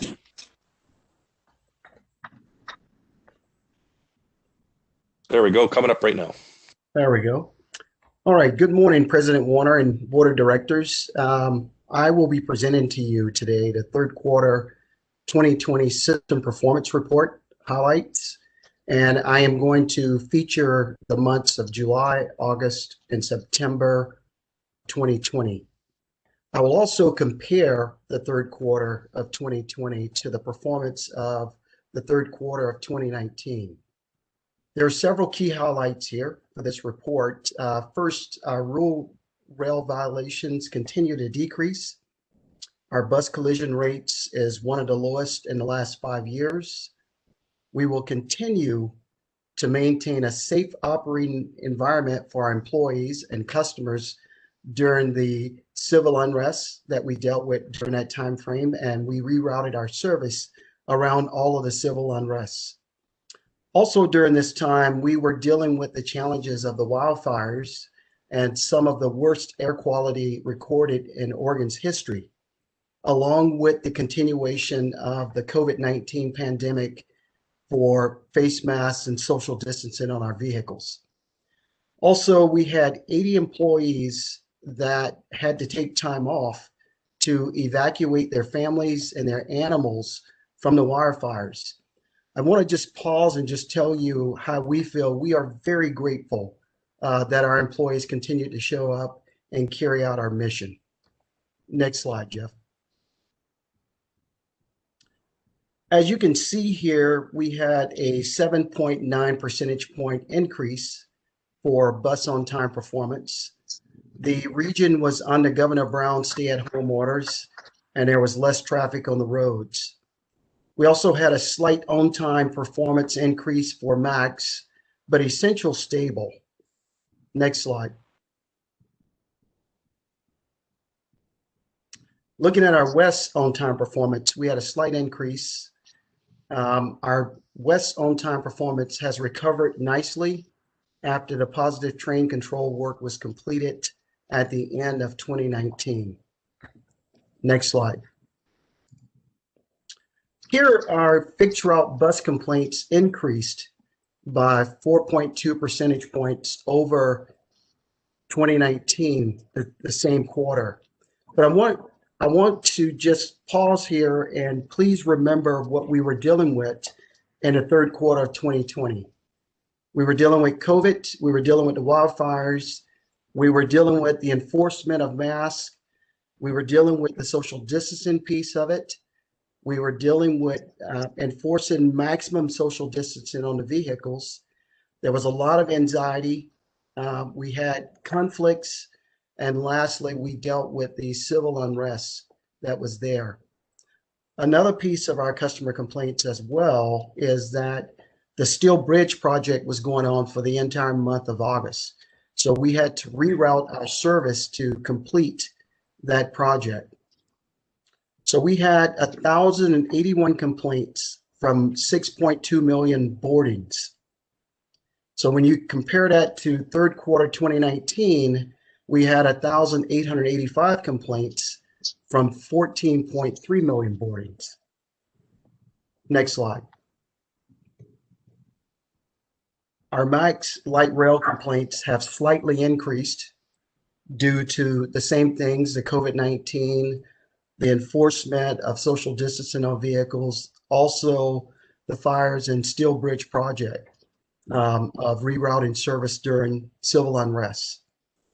Out of 3.8 million boardings, we had 91 complaints. So if you look across the quarter here on the rail side, we had 90 days basically for that quarter. So basically we were looking at 1 complaint per day. Next slide. We continue to decrease our rail rule violations by 39.2 percentage points. Rule violations per 1 million miles over Q3 2019. This is great news for us. We have been in a steady decline over the last 12 months. Our operators have been trained, training has been involved with them and familiarizing them to all of the lines. And I just want to take a moment here and pause and really congratulate our rail operators, our training staff, our Operation Control Center personnel, and our supervisory staff as well. Next slide. This is another good news slide here from Lyft. We've decreased the miles between road calls by 11.2 percentage. And again, we're going through and replacing vehicles, and it's led to that improved performance. And I just want to thank Margot and her staff over at Lyft that's providing this service to us. Next slide. Here you see our fixed route bus mean distance between failures had an increase by 22.1 percentage, or an increase of 1,840 miles over Q3 2019.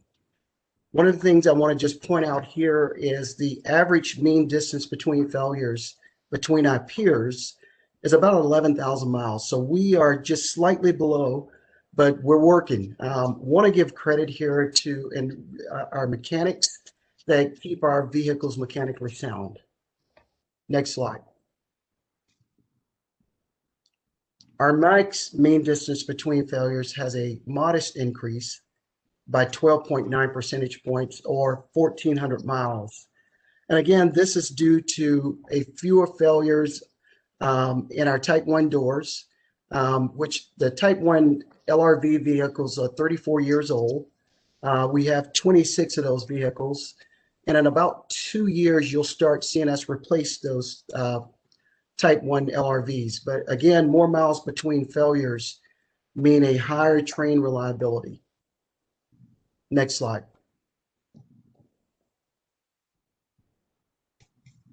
This is very great news for us. Our bus collisions during this quarter has decreased by 36.1 percentage points, one of the lowest in our last 5 years. We had 205 collisions over 5.9 million miles for the third quarter of 2020. This decline is primarily due to a decrease in mirror strikes and hitting fixed objects. Also, there was less traffic on the roads with the governor's stay-at-home orders. But again, I want to congratulate our bus operators and our training staff for ensuring this goal that we've met and we've set here. Next slide. Our overall rail collision rate remains low. However, we had a modest increase of 7 collisions over Q3 2019. So in 2019, we had our lowest number of collisions, which was about 10 in the last 5 years. We've traveled 1.1 million miles in the third quarter of 2020 with only 17 collisions. This is less than 1.5 collisions per week for the entire quarter. Again, congratulations to our rail operators, our training staff, our operations control center, and our management staff that's in place. So as I conclude this third quarter 2020 performance report, we were then and are currently providing essential and vital service to our communities in the Portland region. We are very grateful for our employees showing up to work despite the risks and the fears of the pandemic, the wildfires, the hazardous air quality, the looting, and the civil unrest. Our employees kept this region moving, and we appreciate their hard work and dedication. They are the lifeblood of this agency. President Warner, just thank you for your time. Are there any questions? Thank you, Sam. Let's see. Any questions from the board on this? There you go, Director Gonzalez. Thank you, President Warner. I appreciate the report, Sam. Fantastic presentation, well-structured information. I see that we're having to navigate safety and managing these statistics in an informed way to make decisions. But I lack context with how we're doing with respect to other agencies. I know that we have unique conditions and we have our own responses to many of these matters, but with your knowledge of not just our agency, but the industry a little bit beyond us, how many of these challenges are things that our other agencies are confronting? Are we that different in either how we're responding to these things or how we are seeing our response result in these statistics? So thank you for the question. We are not that different from other organizations that's out there that's dealing with the COVID-19 pandemic. But we are different when it comes to the wildfires and the civil unrest that we've been dealing with here in Portland. So those two things there are different than what the other agencies in the country are doing with. And if you ask my opinion, I sit as a board member on the APTA board, and I can tell you that TriMet sits in the top 5 transit agencies on our performance currently right now at this time, agencies across the United States.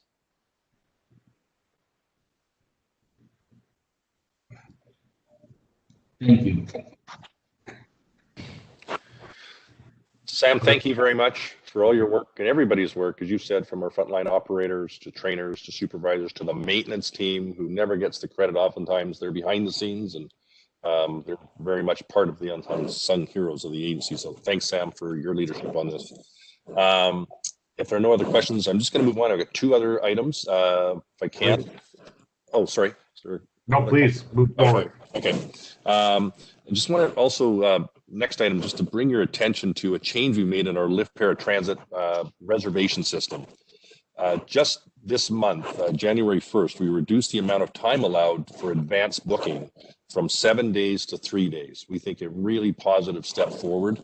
The change itself we put in place follows in extensive conversations that we've had with CAT analysis, which found that 70% of our Lyft cancellations or no-shows at the door were booked 4 to 7 days in advance.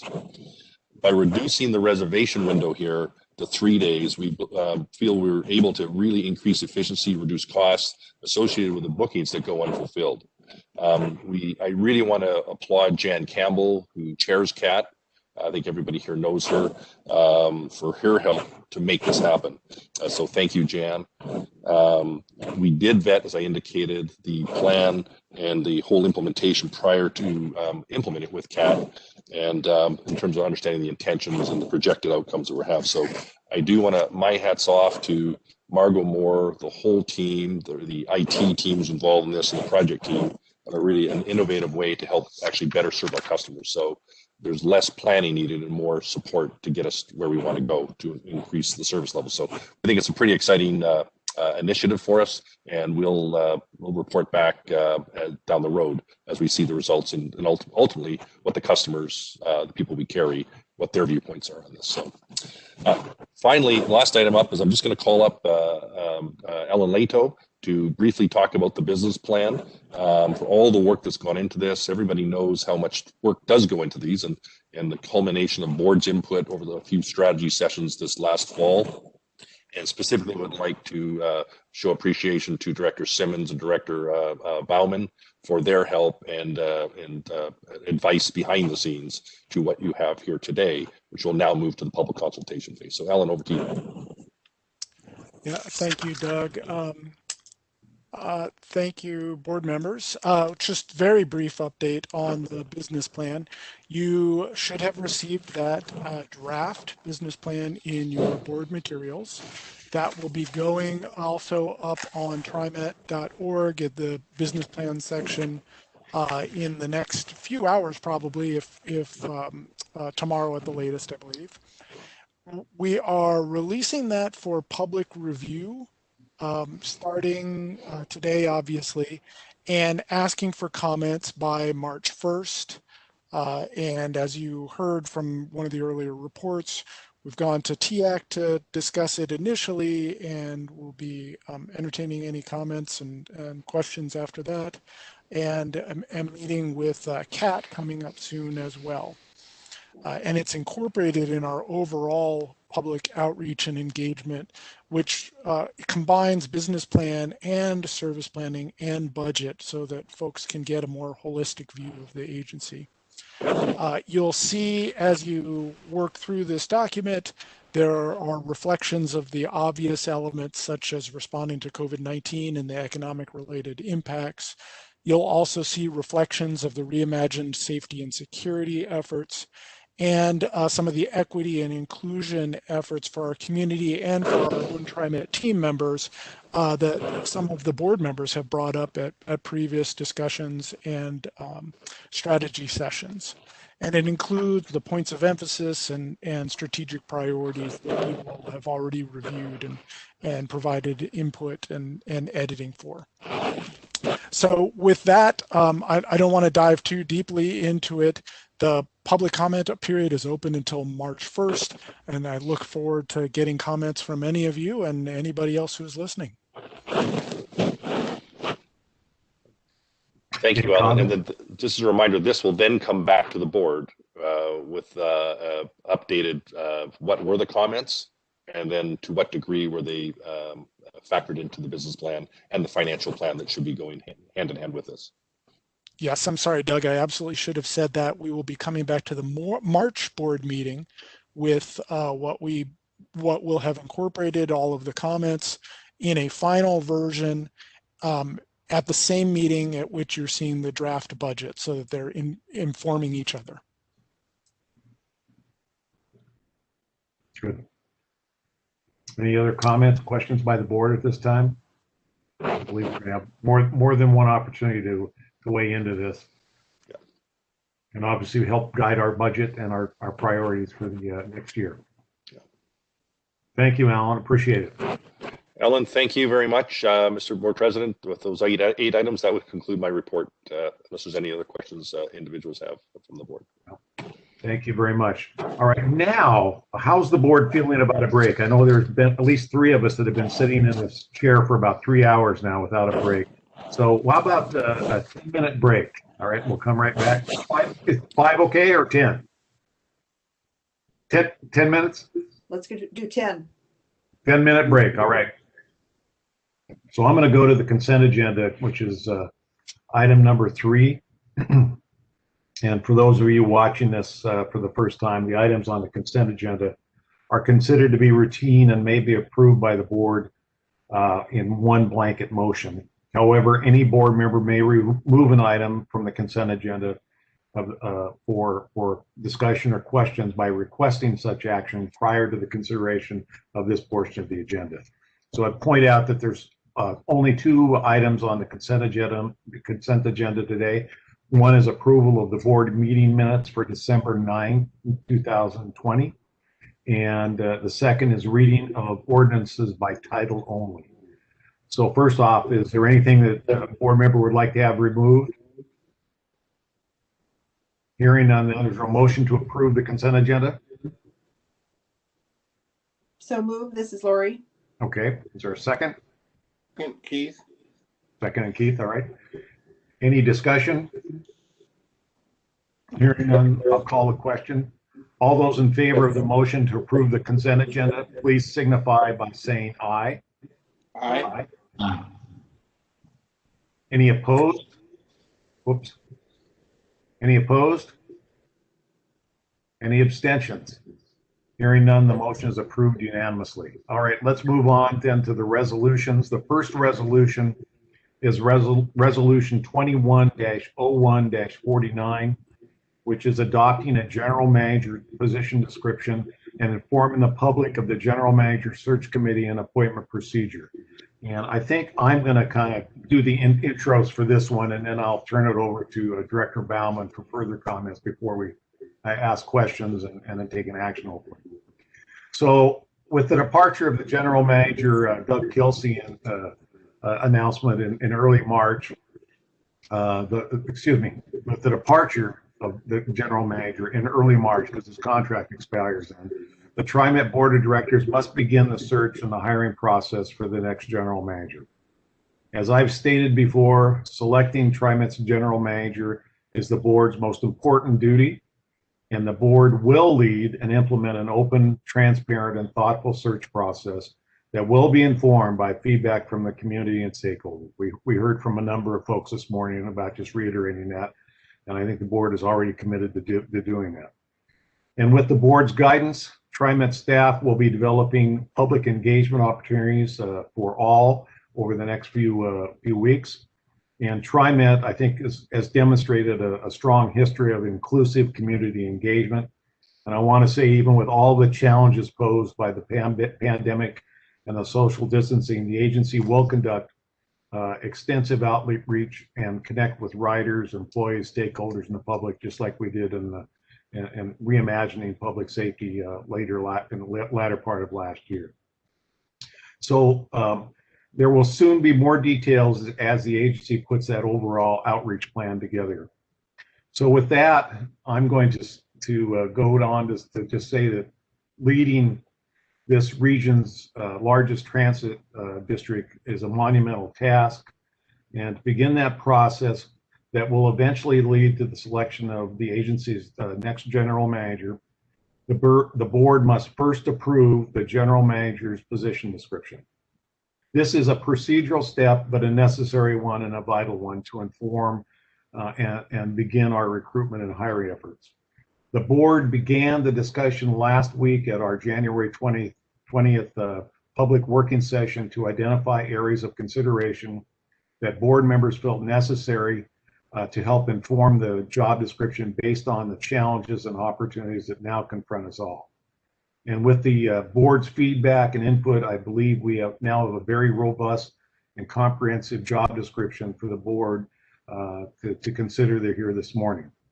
And again, please remember that our approval of this job description is just the starting point. There is still much work to be done, and we anticipate much discussion with our elected officials, stakeholder groups, advisory committees, riders, and more to revise this job description further before it's used in any recruitment materials or advertisements. So with that, I'm going to turn it over to Director Bauman, who's been leading a search committee, for her comments and recommendations. Director Bauman, are you ready? Yes, I'm ready. Thank you. Yeah, thank you for asking me to lead the search committee. I think we are very excited to start a very thorough and deliberate process. So by adopting the position description today, the board's taking, as Bruce mentioned, just the first step in the GM search process. This is a procedural step that enables the search committee to begin meeting, but it's also a substantive step because it gives us a framework for obtaining input from the community, and which is something that we intend to begin to pursue quite soon. So we did meet last week. We discussed the knowledge, skills, and abilities that the board will seek in a new general manager. We started with a position description. Our baseline was a position description from 2017 and 2018. And we discussed revisions from there. I do encourage everyone to look at the document. We started with, I think, a very thorough and well done position description, and we've now updated it, and it's quite comprehensive. I'll just mention real quickly some of the key additions or changes to the position description include safely bringing back ridership that was lost due to COVID, focusing on renewable energy initiatives, advancing equity in all of our work, and supporting initiatives around transit-oriented development. So after today, our next step will be for the search committee to begin meeting in earnest. We'll then plan to reach out to the community for your thoughts on what knowledge, skills, and abilities we should be looking for. And we also want to hear from the community about priorities for the agency as we hire a new general manager. And we'll take all that input into account as we go out and recruit a pool of candidates and then consider finalists and ultimately make a hiring decision. So I would certainly encourage approval today of the position description. Thank you. Thank you, Director Bauman. I too also recommend the board's approval on this resolution. So before we get into make some questions or further discussion, is there a motion to approve resolution 21-01-49 as presented here today? So I had a motion. Was that Director Edwards? And a second, was that Director Gonzalez? I think that was Director Gonzalez that made the motion. Okay. And I will second it. All right. Thank you very much. All right. So are there questions or comments and discussion on this item before we take action? Director Edwards. Jeff, could you scroll up your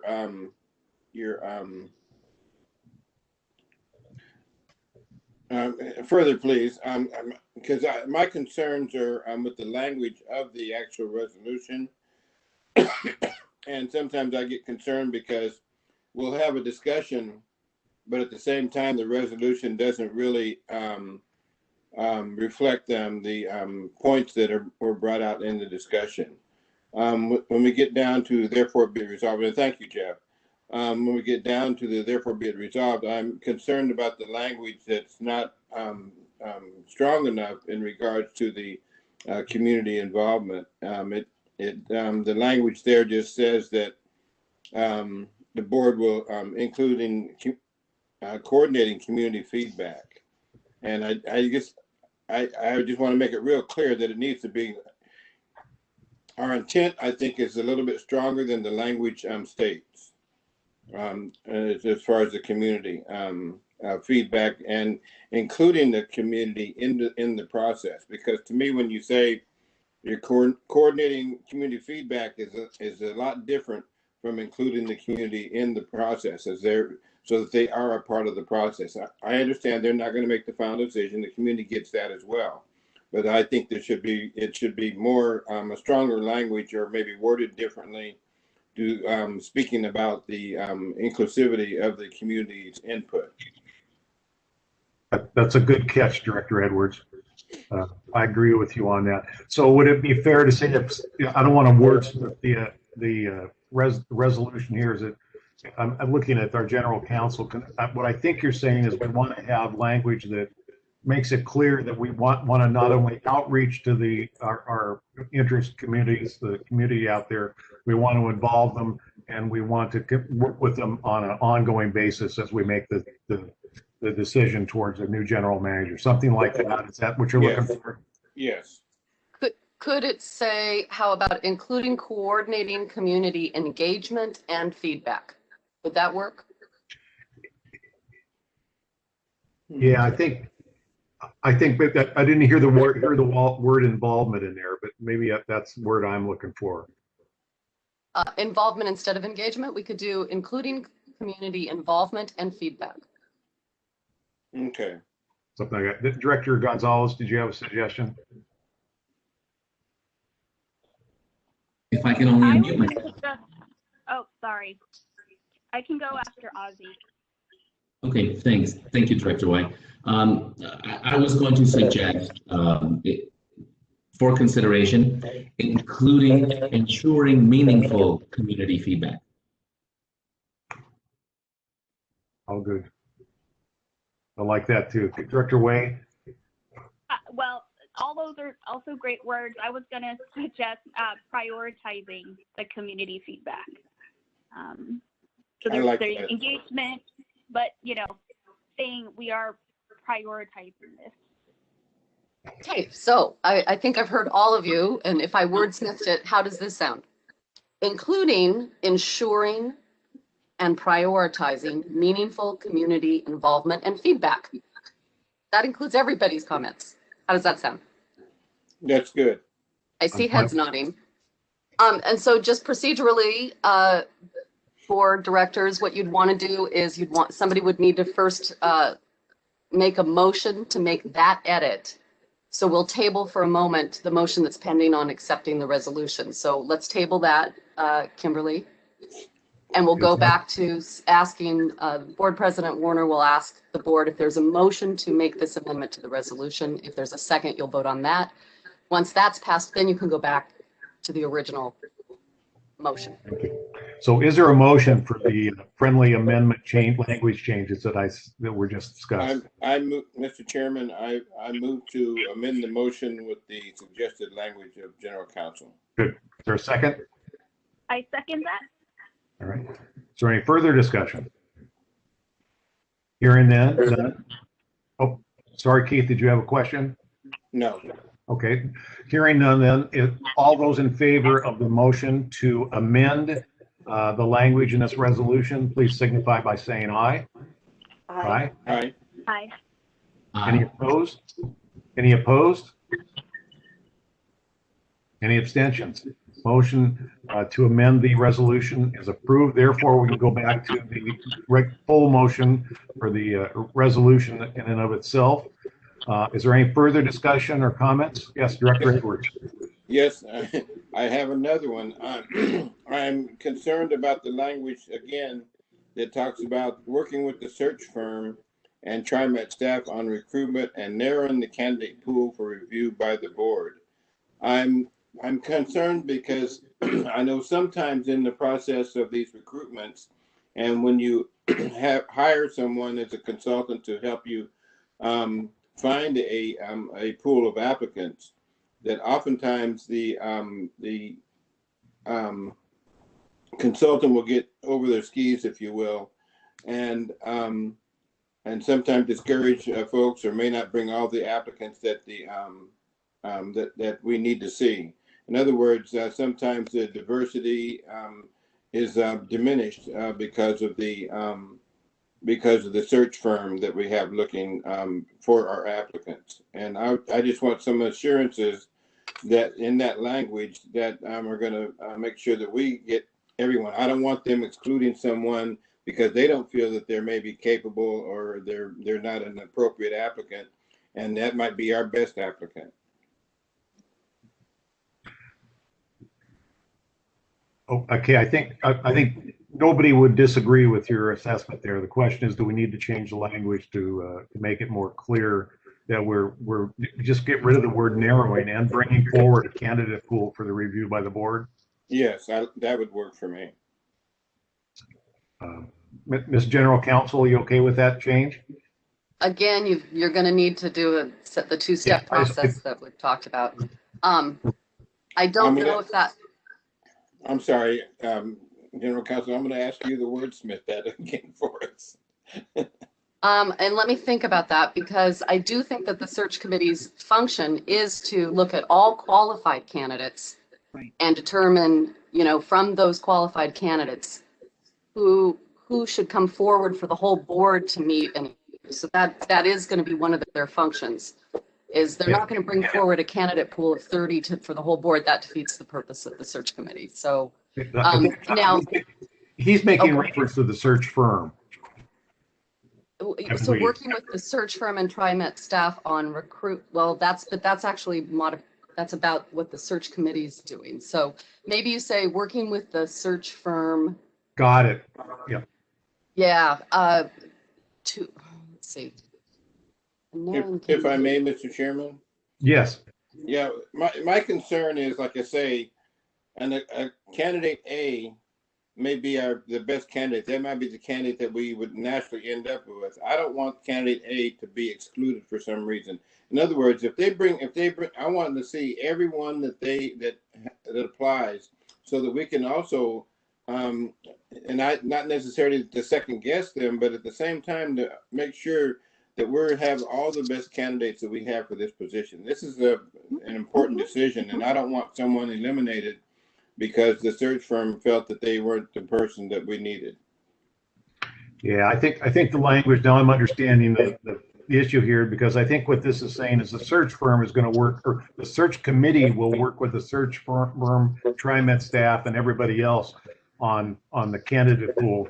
And you want to make sure the search firm doesn't throw anybody out before the search committee has a chance, which is the board subcommittee looks at all of them to make sure we're not missing somebody there, or somebody's taken out without our understanding. Yeah. So I actually think this is, based on what we just described, is pretty much said right here in this paragraph. But I think we just need to understand our intent is to empower the search committee to work with the search firm and staff and us, all of the board, to come up with a narrowing and the final list of candidates that we ought to be consulting with the general public and the full board for selection. Yes. So I think this says it, Keith. I'm not worried now that I read it again that we're okay. I just don't want it to come back and bite us in the end. I'm looking at Lori as the chair of the search committee. Do you feel the need to change anything there, Director Baumann? Right. I see your point that this particular paragraph is describing what the search committee is going to do. Yes. And that working with the search firm and staff will be part of the process of the search committee narrowing the candidate pool for review by the board. So the intention is that the search firm, the value added from them is that they have contacts in the industry, right? And so they can go out and kind of shake the tree, so to speak, and find candidates for us. We rely on their expertise, but then the search committee is going to look at that run of folks that they've recruited, and we're going to bring finalists to the whole entire board. So I think, I see your point, and Keith, I appreciate it, but I think this paragraph is describing what the search committee is doing. Can the first part of that part of the sentence, where it says seeking or working with the search firm, TriMet staff, and the and I'm not sure the name of the committee, but yourself, Lori, and Linda and Ozzy, included in that first part on recruitment and narrowing the candidate pool for review by the board. So that way, that includes you and you and Linda and Ozzy in that process of narrowing it down before it gets to the board. Right. But if you look at the first line, it says the search committee was established for the purpose of Okay. doing these things. So Okay. that's my All take. Yeah, I think it's saying what you want, Keith. And I have great faith in the search committee to consult with the full board as needed before they throw somebody out of the mix. And Dr. I Gonzalez? have a question. Sorry, Laura, you can finish. Sorry, I just have a Oh, question. I was just going to say, but Keith, I do want to validate the point that you've made, that we want to think outside the box, right? When we're looking at candidates. Yes. And I'm all in favor of that. Absolutely. Yeah, and I think the committee's prepared to do that. Okay. Was My that Director question- Wade next? Yes, thank you. So just again, going back to this sort of process of narrowing and vetting, I guess my only question as someone who is not on the search committee is that, do we as general board members have an opportunity to look at the amount of applicants that are coming? Meaning, I really appreciate the three of you for stepping in and devoting extra time to, maybe look through each application with the search firm and really do the vetting. But at any point, can I as a board member say, okay, we got 30 applicants, I want to just take a look? My thought is, Kathy, I really appreciate your insight on that. And yes, I think that we're going to be, the lines of communication will be open, but because out of just the interest of efficiency, the committee is going to be doing a lot of the initial work, but we're going to bring all the board in to participate in the community outreach, first of all. And yes, we certainly will be happy to communicate with you guys informally about the type of candidates that we're seeing. Great. Yeah. I mean, I think this goes back to Director Edwards' comments around,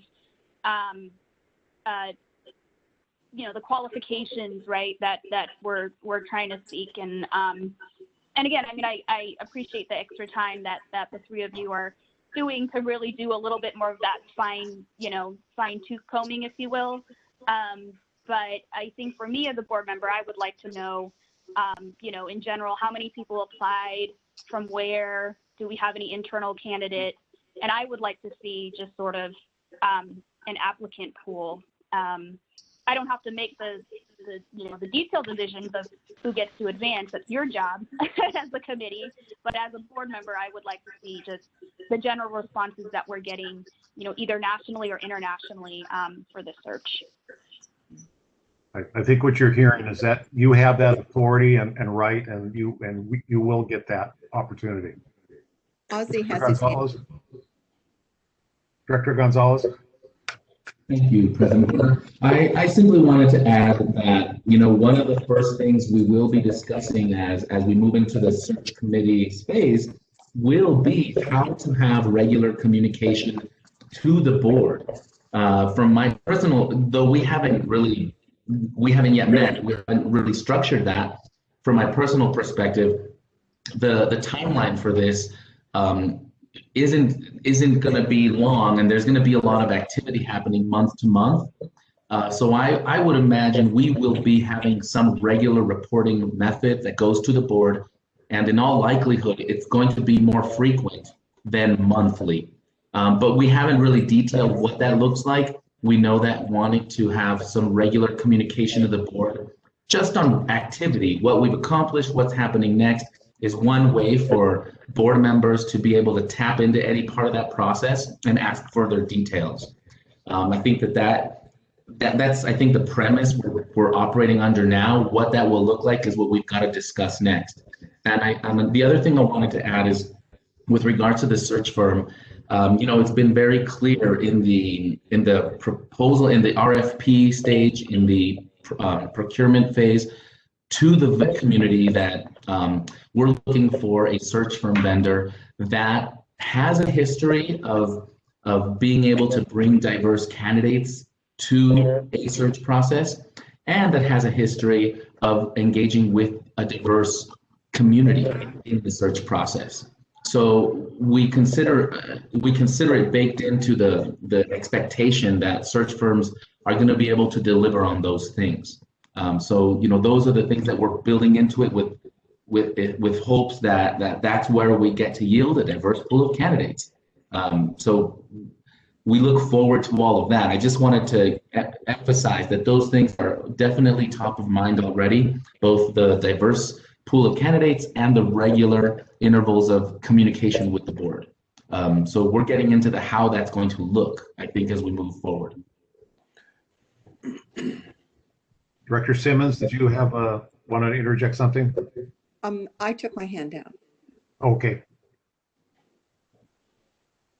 Any other questions or comments or discussion? Keith is waiting. Yes, Mr. Chairman. I just don't, I don't want to lose sight also of the fact that we want to make sure that in our vetting process that we're also thinking about the weighting the different aspects of the job, of the responsibility. I don't want to lose that because there's some things that are important, I think, to us as a board that are not in the boilerplate language of the requirements and qualifications of our next general manager. And I want to make sure that we don't lose sight of those issues. Some of those issues were brought about today from the public and certainly from ATU members as well. And those issues cannot be lost because if we go with boilerplate, I think we're going to fall short of our goal of finding the best next general manager.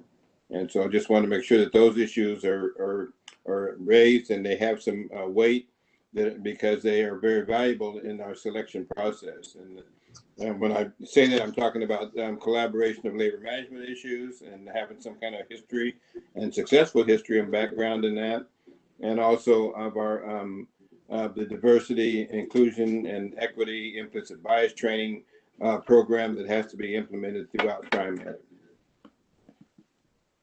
All right, good comments. I think the search committee has heard all those comments here also, so good one. So are we ready to move forward on the vote to approve resolution 21-01-49 as amended? All right, all those in favor of the motion to approve this resolution, please signify it by saying aye. Aye. I'm sorry, President Warner, can you repeat what we're voting on? Because I have some comments around the job description. Oh, okay. Well, we were voting on this, but if you have questions on the job description, which is attached to this, we better get to those, Director Way.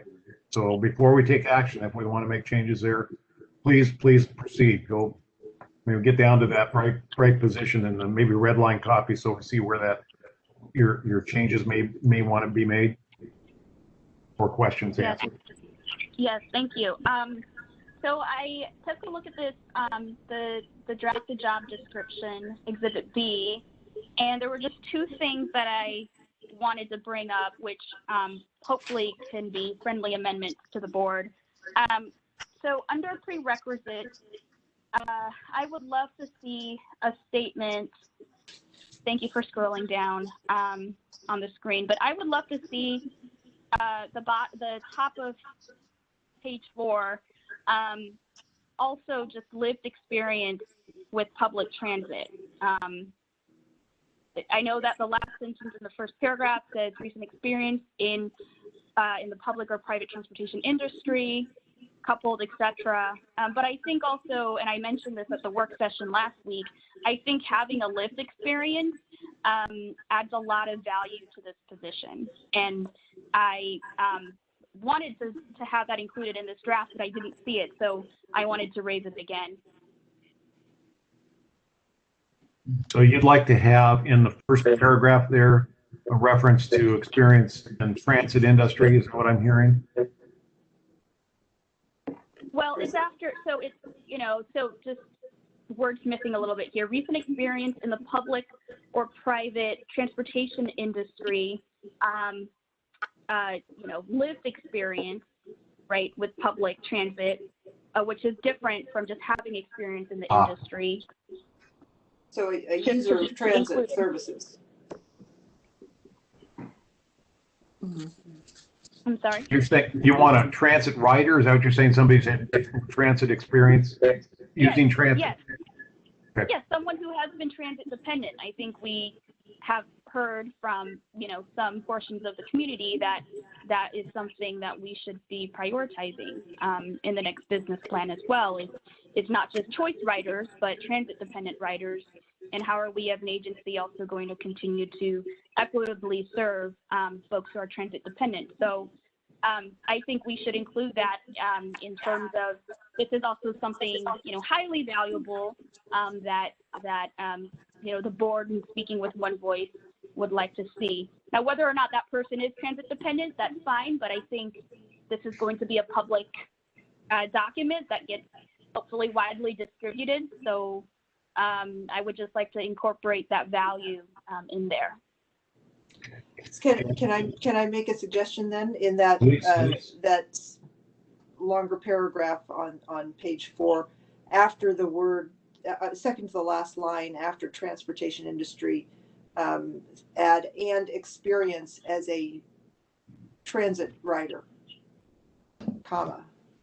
Can I, this is Kim Sewell. Can I make a suggestion as well, or just a thought for consideration? These are prerequisites, and oftentimes job descriptions will have both prerequisites and preferred qualifications. And I think that having experience with transit, first, I think that arguably couldn't be included in the sentence as is, but I think as a preferred qualification that may be more appropriate. So it's something you can and should consider, but it's not literally a prerequisite. Yeah, prerequisite means that if they don't have it, they wouldn't be included moving forward. Right. So I guess it's more of a, for me as one board member, I think that to have someone with experience writing public transit, whether it's in Oregon or wherever or internationally, I think that should be a bottom line prerequisite. And again, and I it think doesn't have to be, I mean, I'm fine with not including transit dependent, but something to the effect of a prerequisite that this board is looking for is someone who has some level of experience writing public transit. I don't think it's a big ask. And again, I think that as it's written, it says recent experience in the public or private transportation industry. It's fairly broad. And I think that you then, as the board members, would consider where that candidate ranks on that experience prerequisite. So I just, again, caution against changing prerequisites to be too specific when I believe it captures a broad variety of experience within the transportation industry. I understand Director Wade's I understand Director Wade's thoughts. It would be great to have somebody who understands transit and has ridden transit. So I think you could even add another sentence to the end of this that Let me suggest something. Okay, Bruce. please do. You don't at this stage want to reduce your pool, and prerequisite starts reducing the pool. And so when we get down to the people that we're considering bringing forward to the board, that could be an interview question that can help you define whether or not you want to select one person over another. But from weeding people out early on the basis of a lot of criteria is going to do the opposite of what we talked about before, of wanting to see all the candidates who apply. I think to respond to that, for me, it's really a matter of equity. It's really a matter of expanding who thinks they can do this job, and not just someone who has experience in the public or private transportation industry, but who have actually taken transit. Again, not even if they're, you know, if they're transit dependent, even better for me personally, but for someone to say, I have ridden alongside people of different social economic statuses to get from point A to point B in whatever region or whatever country that I'm applying for me to just have a little statement that says that, we're signaling a big, I think that to me as a board member, signals something different.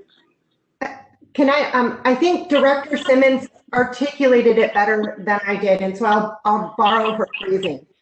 Prerequisites narrow your candidate pool. They eliminate candidates. And so I think what I was trying to articulate is you can still consider that as one of the qualities you're seeking. And like Director Simmons said, have that as an interview question and use that to gauge the candidate themselves. But to put it in as a prerequisite limits your candidate pool. And so it would be better off, and you can still emphasize it, and it can still be of great significance and importance to use it as a way to determine where this candidate falls in their experience in the public or private transportation industry. Director, if I may weigh in here, please. Thank you, Mr. Chairman. I agree with Director Way. I know that this is a two-edged sword because you can, by putting in too many prerequisites, you eliminate your candidate. You really lower the candidate pool. I get that, but at the same time, I don't want to end up with a candidate pool of no one has ridden on public transportation, and that's a major concern.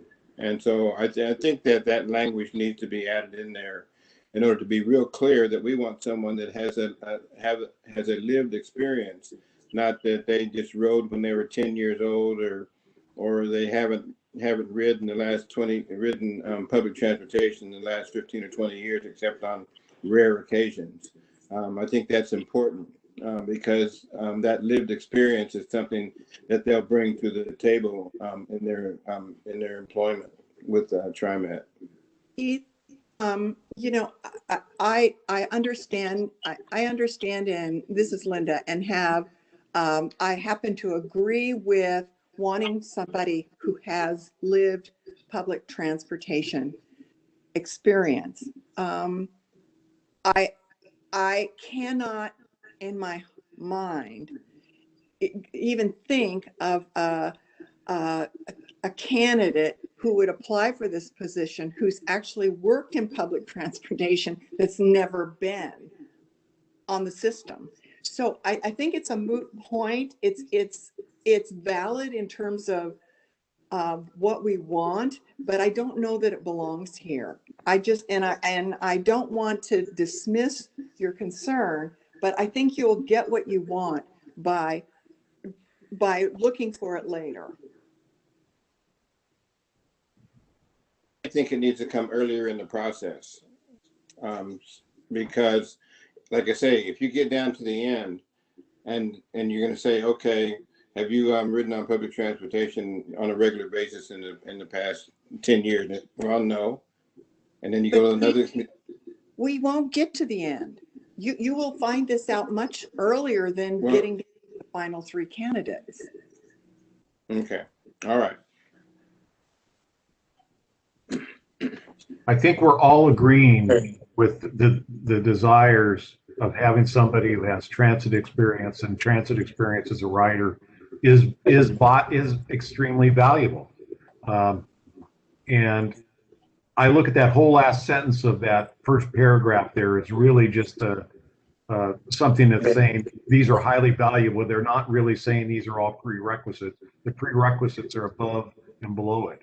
So I don't want to wordsmith this again here, but I think somewhere in here we ought to get something. And I'd like to just say, why don't we direct Kim Sewell to work with the search committee to get some language somewhere in this job description that reflects our some desires there, and that's all. And I also will say, and to follow up on that point, Bruce, for what it's worth, this position description is going to come back to the board for approval later, right? This is our first cut at this document. We're going to go out to the community for comments. We're going to have work with the search firm to refine it. So it will be, my understanding is it will come before the board again. No question. Director Gonzalez. Thank you, President Warner. I just wanted to interject a few points that I think are worth making at this time around the difference between the prerequisites and the preferred qualifications. I do agree that the lived experience is incredibly important for this position, and it's something I will personally, as a board member, be looking for throughout the process. And I find a lot of opportunities to make that clear to the search firm and to the candidate pool as we start producing qualifications and requests for applications. Down the road, we're going to be having to produce a lot of communications materials that will be produced and published online through the search firm. They may go to LinkedIn or some other sort of search avenues, and there will be a lot of opportunities to make that abundantly clear. I feel comfortable in knowing that this is not only important to me, but to other members of the board. And in closing, I just want to point out that the language that you see in front of you today didn't include a prerequisite for public transit use the last time. And we have a general manager today who does use public transit quite regularly. That is not uncommon for folks in the transit industry. I consider it a tremendous value for that lived experience to be there for upper management and for board positions. We don't see it inside of any sort of prerequisite today, yet we find it throughout management and board. I wanted to point it out because there's a difference between a value and a requirement, and I think lived experience and valuing public transit is essential and embedded into what we're trying to do. So what I'm hearing you say is you're fine with moving forward as is? I believe the document can move forward as is, and it does not preclude us from ensuring that we find candidates with lived experience in the regular use of public transit. I'm looking for transit-dependent riders. I'm looking for folks that have had to encounter mobility challenges in their life. These are all attributes that are very difficult to find in school. And I think they're essential to knowing how to serve the public. Okay. But I don't know where it's going to find itself in the process yet. Yes, understand. Director Way, where are you on this now? So, well, because I have another question around the graduate degree as preferred. So, you know, I think with all of the points that folks have said, I didn't understand just where we're at in the process of, if we are to approve this, it goes back to community as a draft, and then community can further give us suggestions and comments and wordsmith. Is that correct? That is correct. Got it. Okay. In that case, I would, again, I'd love to open it back to community in terms of what they think as this currently looks. My only other comment is, after a graduate degree is preferred, is there a sentence, or is there again a short phrase that we can say a graduate degree or certificate is preferred? Again, just trying to expand the pool of applicants that we may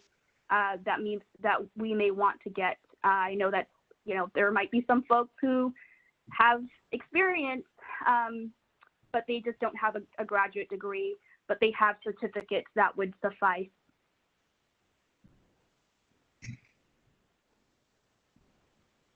So again, what I'm thinking this says is a bachelor's degree is required, but a graduate degree is preferred, and you're saying other things in addition to a graduate degree could also add to that. Is that your point?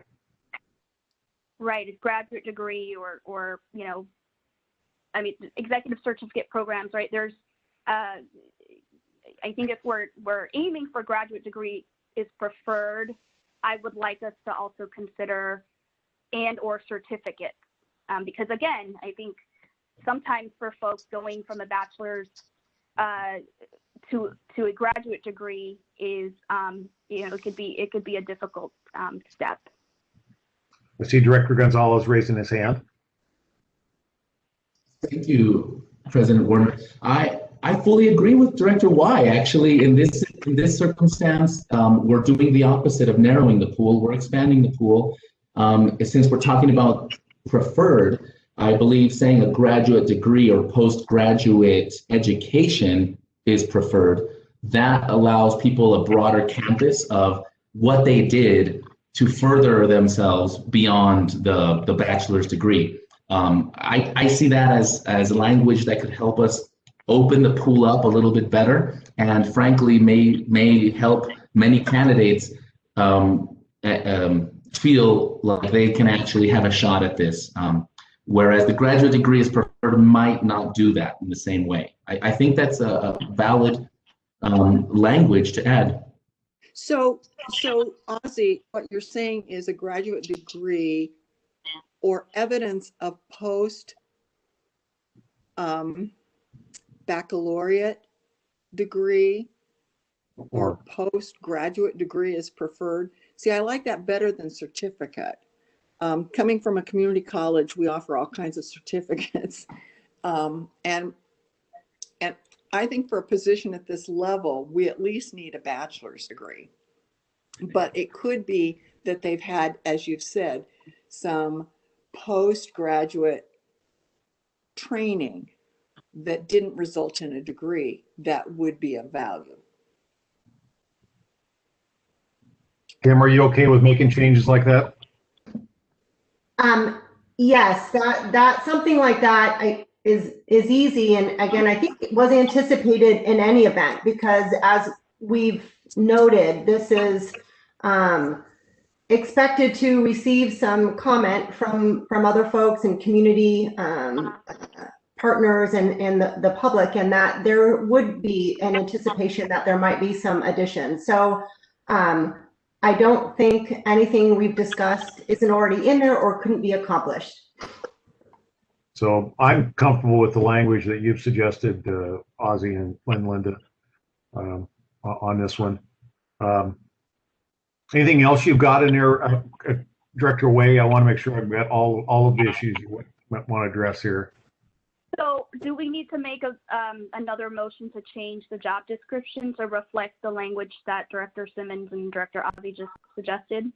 I think our general counsel will probably say yes, and I'd like to do that with some acknowledgement, whether it's a formal motion or just making that change. I just want to make sure there's not other changes you want to make, and we'll just do one amendment rather than another one later.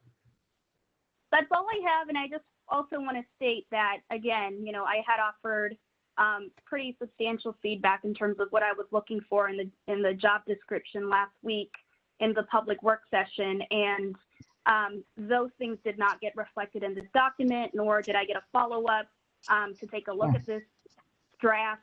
So I just want to make that clear that the communication has not been very transparent. This is the first time that I get to see this and talk about this publicly. So that's feedback for the search committee as well as to staff who are handling this process. Okay, thanks for that. So what I'm hearing I'm looking at our general counsel. If we want to make minor language changes to this document, do we need to have a motion, or can we just direct staff to make those changes? Since it's attached to the resolution we're actually taking action on.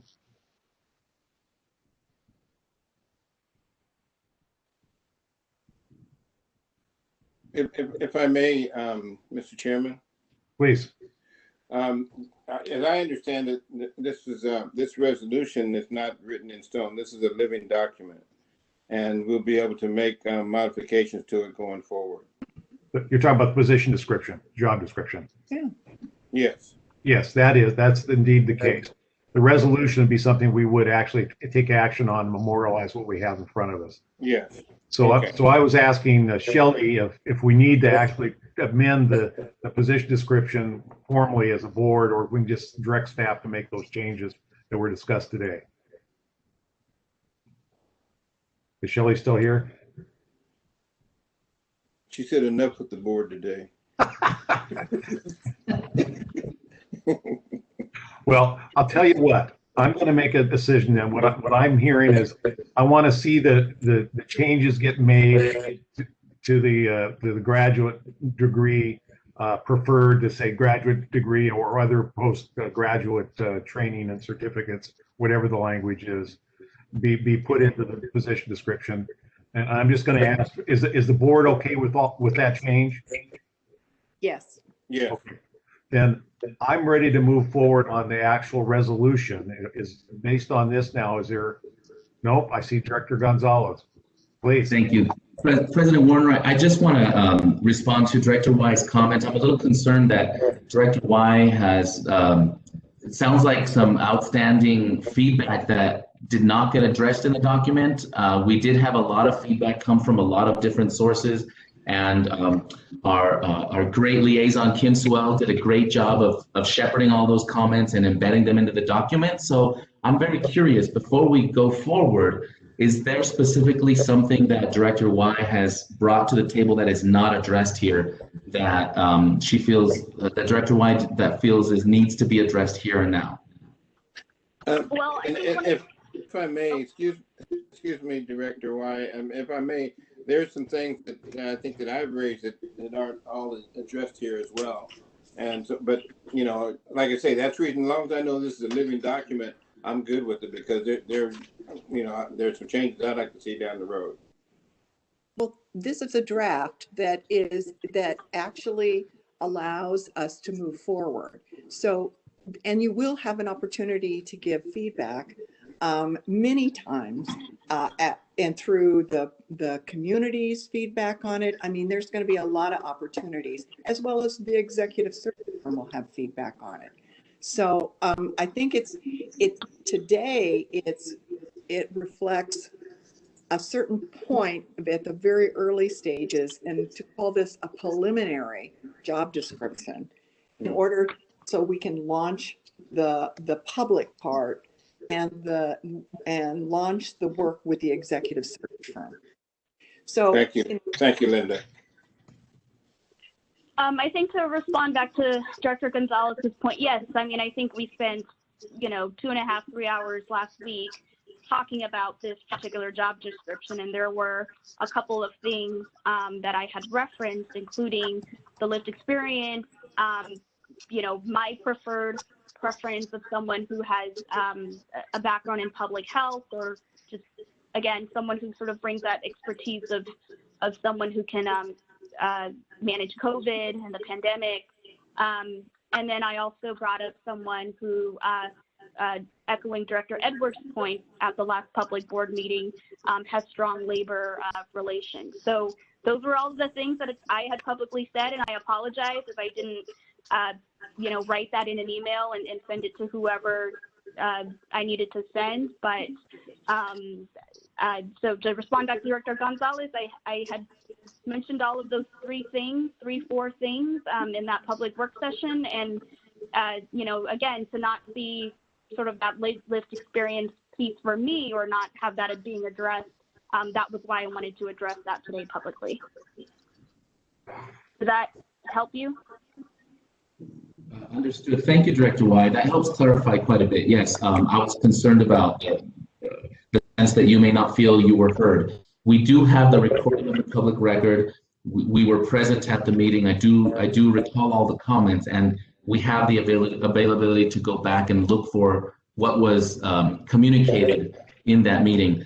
In that meeting, one of the things that was communicated is, among all that list of what we want to have in our general manager, part of what we are going to do as the search committee moving forward is have to figure out how to really make a clear communication to the public about what we want. And part of this is differentiating the prerequisites, what is the must-have requirement, versus the preferred additional preferential qualities and skills. We have to start establishing a sense of priority for these individual qualities. Is a healthcare access more important than lived experience, for example? These are the discussions we're going to have at the committee level. And when we're ready to start producing communication materials to go out to the market, these are the opportunities where we will continue to have your feedback on how we're communicating these things. Because as was mentioned in the last work session, Director Simmons noted that in the market, simply the order in which we establish our requirements starts to send a message to the public about the level of priority. Those are the kinds of conversations we want to bring the search firm to, and make sure that whatever we're hearing from the board, from the community, is baked into this process in one place or another. And this preliminary draft job description document doesn't constitute the entirety of what we're going to share. In fact, this document is not one that a candidate would see. We're going to be producing more readable communication for candidates to be essentially attracted to our job. Yeah. Thank you for that, Director Gonzalez, and I appreciate that. And I just want to be clear as well. You use the term priority, I use the term weighted, and it's the same concept, but that it determines what's important to the board and what's important to the community in regards to who we select as general manager. And the boilerplate is a given. That's got to be there. So to me, you take that off the table, because if they don't meet the boilerplate, they're not even going to be considered. But then we have to prioritize other particular issues that are important to the board, the community, and important to TriMet as well. So I just wanted to be clear about that also.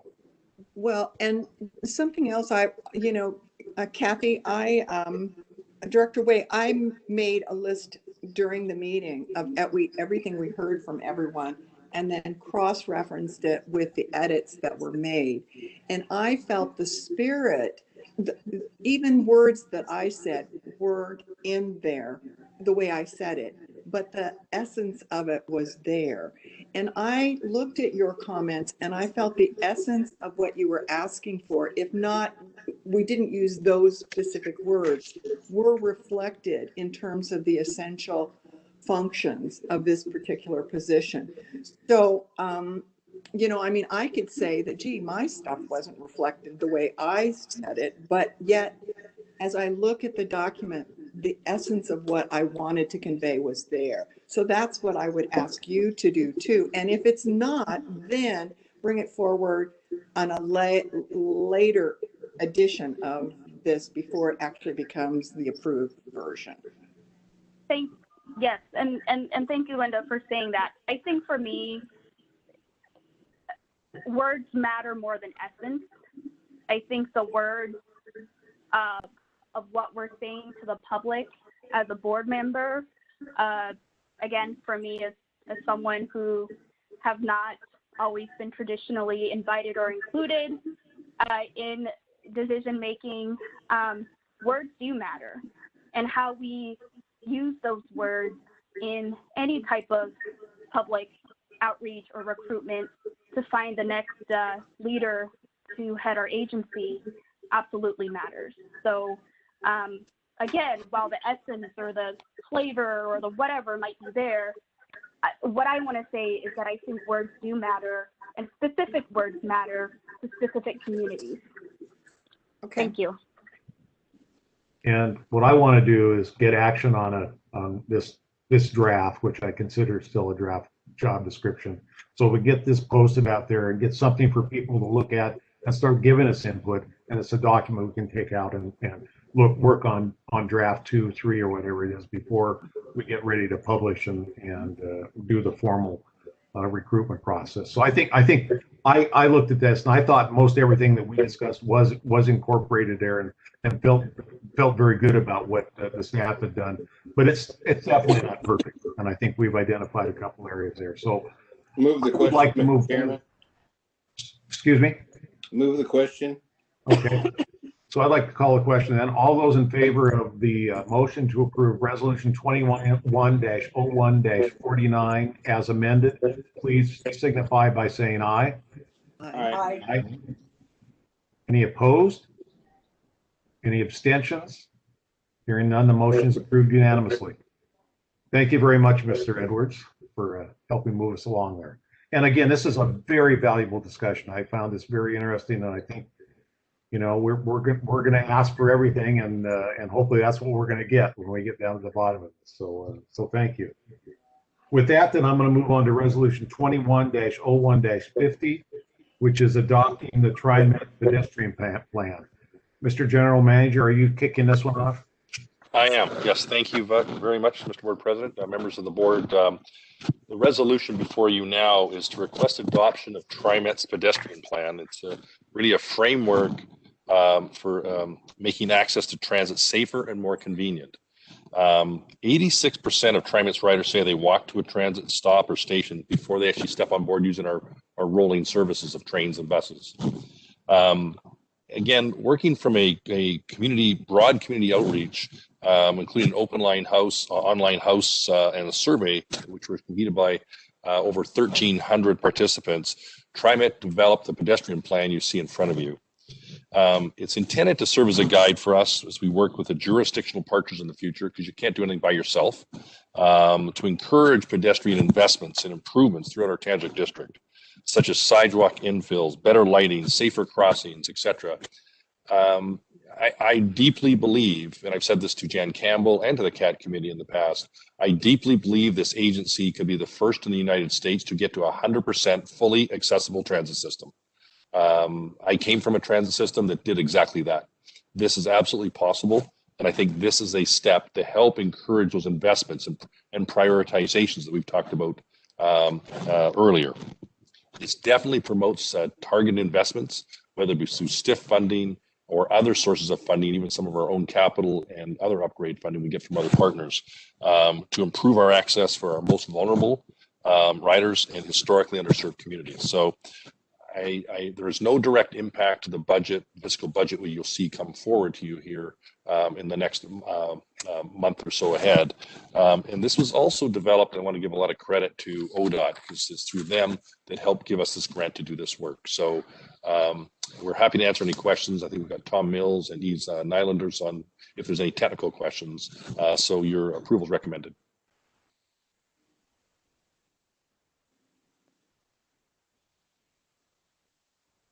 I think you're offline, Bruce. Thank you very much. Thank you, Doug, for the presentation. This is an item that I believe we got a briefing on a couple months ago. A good piece of work outlining how we can work better with our partners to make investments that really make sense for our transit system and for the pedestrian safety. So is there questions or comments by the board, or are we ready to take action on this resolution?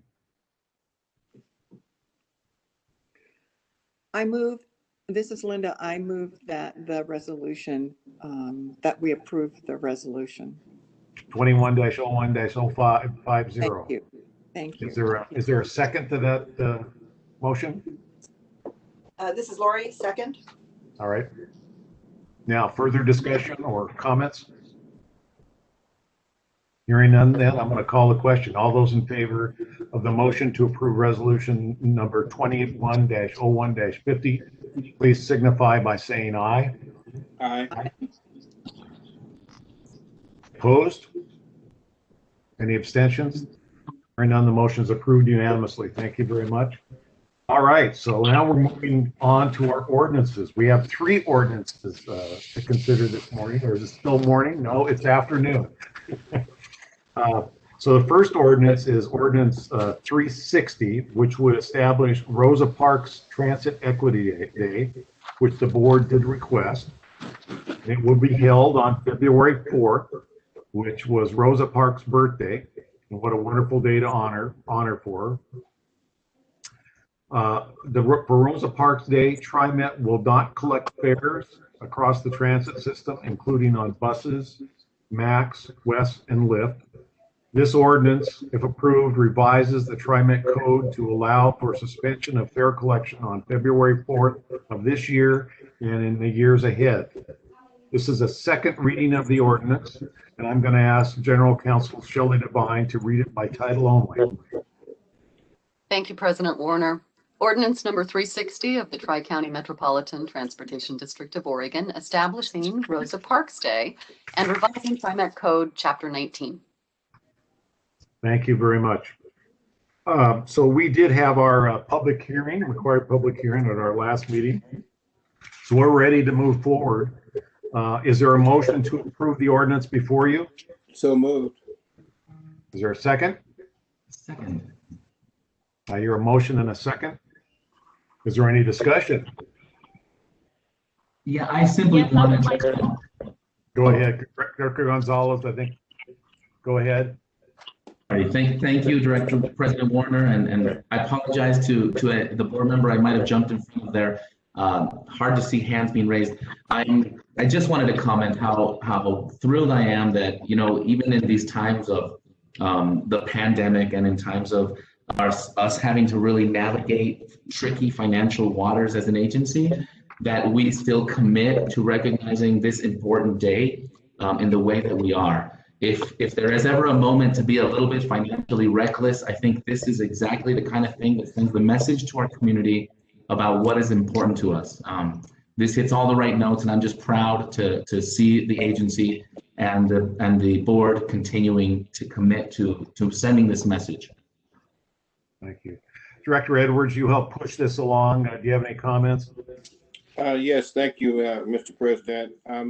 I just want to say that this is a monumental effort that we're doing, and I think it's going to make a huge difference in our community. And I would just hope that in support of this effort, that TriMet uses everything at its disposal to partner with the community at large and with the schools when possible. I know with the pandemic there are huge challenges there, but just getting the message out on who Rosa Parks was and the significance that she's had on this country and the significance that she's had not only on the civil rights movement, but on public transportation as well. And I think that that there's an opportunity here to grow this so that everyone in every community knows who Rosa Parks was. Good comments. Other comments by the board?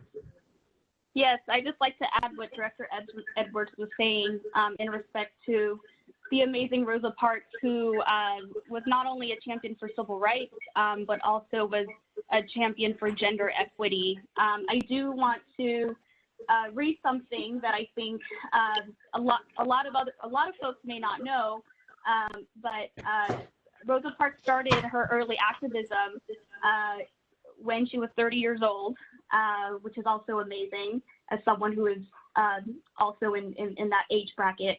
So I'm going to just read something because I think this is very meaningful to me and hopefully meaningful to folks who are listening in, to just recognize someone who was amazing.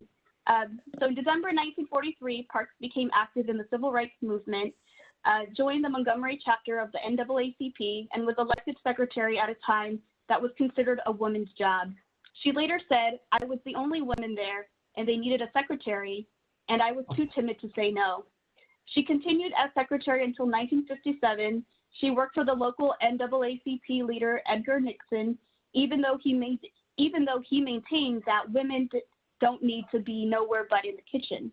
When Parks asked, "Well, what about me?" he replied, "I need a secretary, and you are a good one."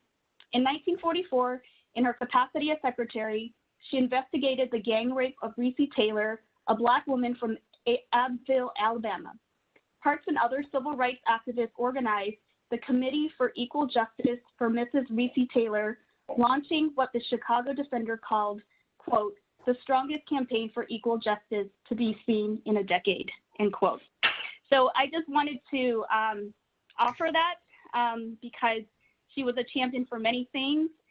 She was an activist. She was a mother at the time. As I referenced, she was 30 when she started doing this work, even before the transit justice work started happening. And so I think for our agency to recognize such a giant in this way is amazing. And I also attended the community reception for her last year. I think Director Edwards was there at the June Kia Delta Community Center in North and Northeast Portland. And so it was a very diverse mix of, various community members that were there, but particularly Black leaders that were there and Black women that were there really leading the way. So really wanted to honor that legacy. And last but not least, I think sometimes we honor heroes after the fact that they have passed, or after the fact, that they have done something amazing and something extraordinary.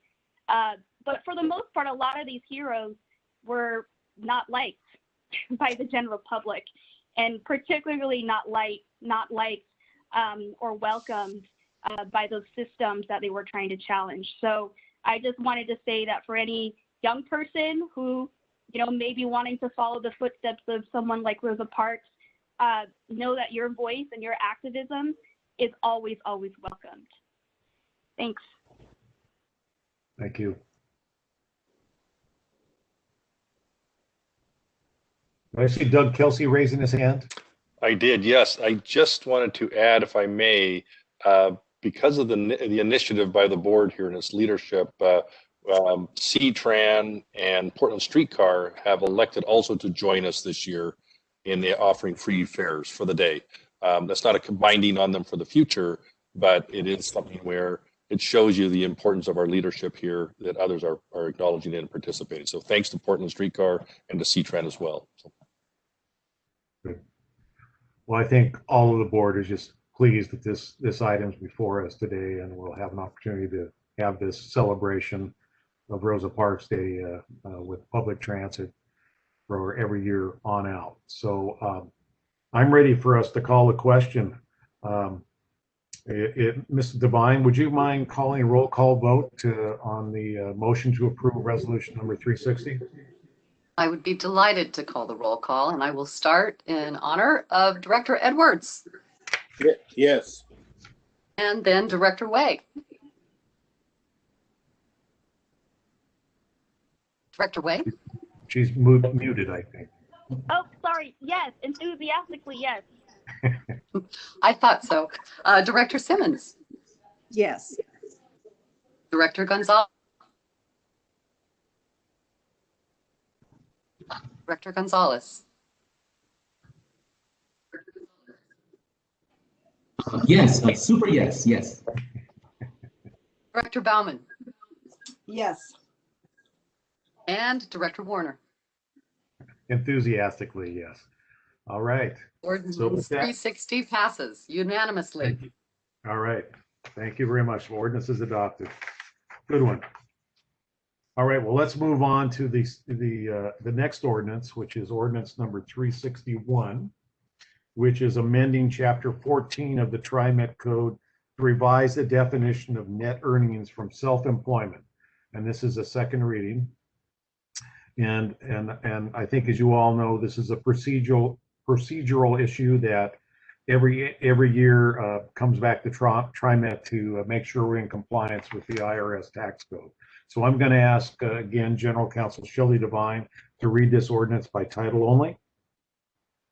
Thank you, President Warner. Ordinance 361 of the Tri-County Metropolitan Transportation District of Oregon, amending Chapter 14 of the TriMet Code to revise the definition of net earnings from self-employment.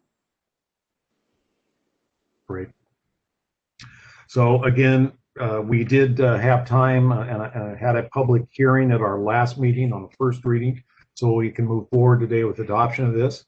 So is there a motion to approve ordinance number 361? So moved, Linda.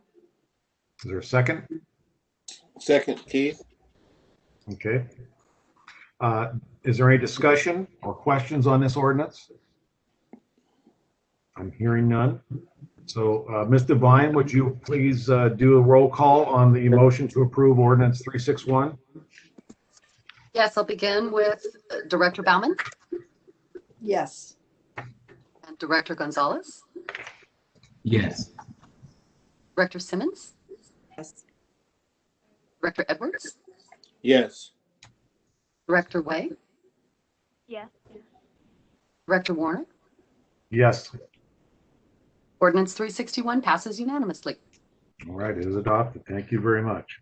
All right, let's move on to the last item on our business agenda, which is ordinance number 362, which is the first reading, which is an ordinance that retroactively adopting April 2020 and August 2020 service changes and updating route designations.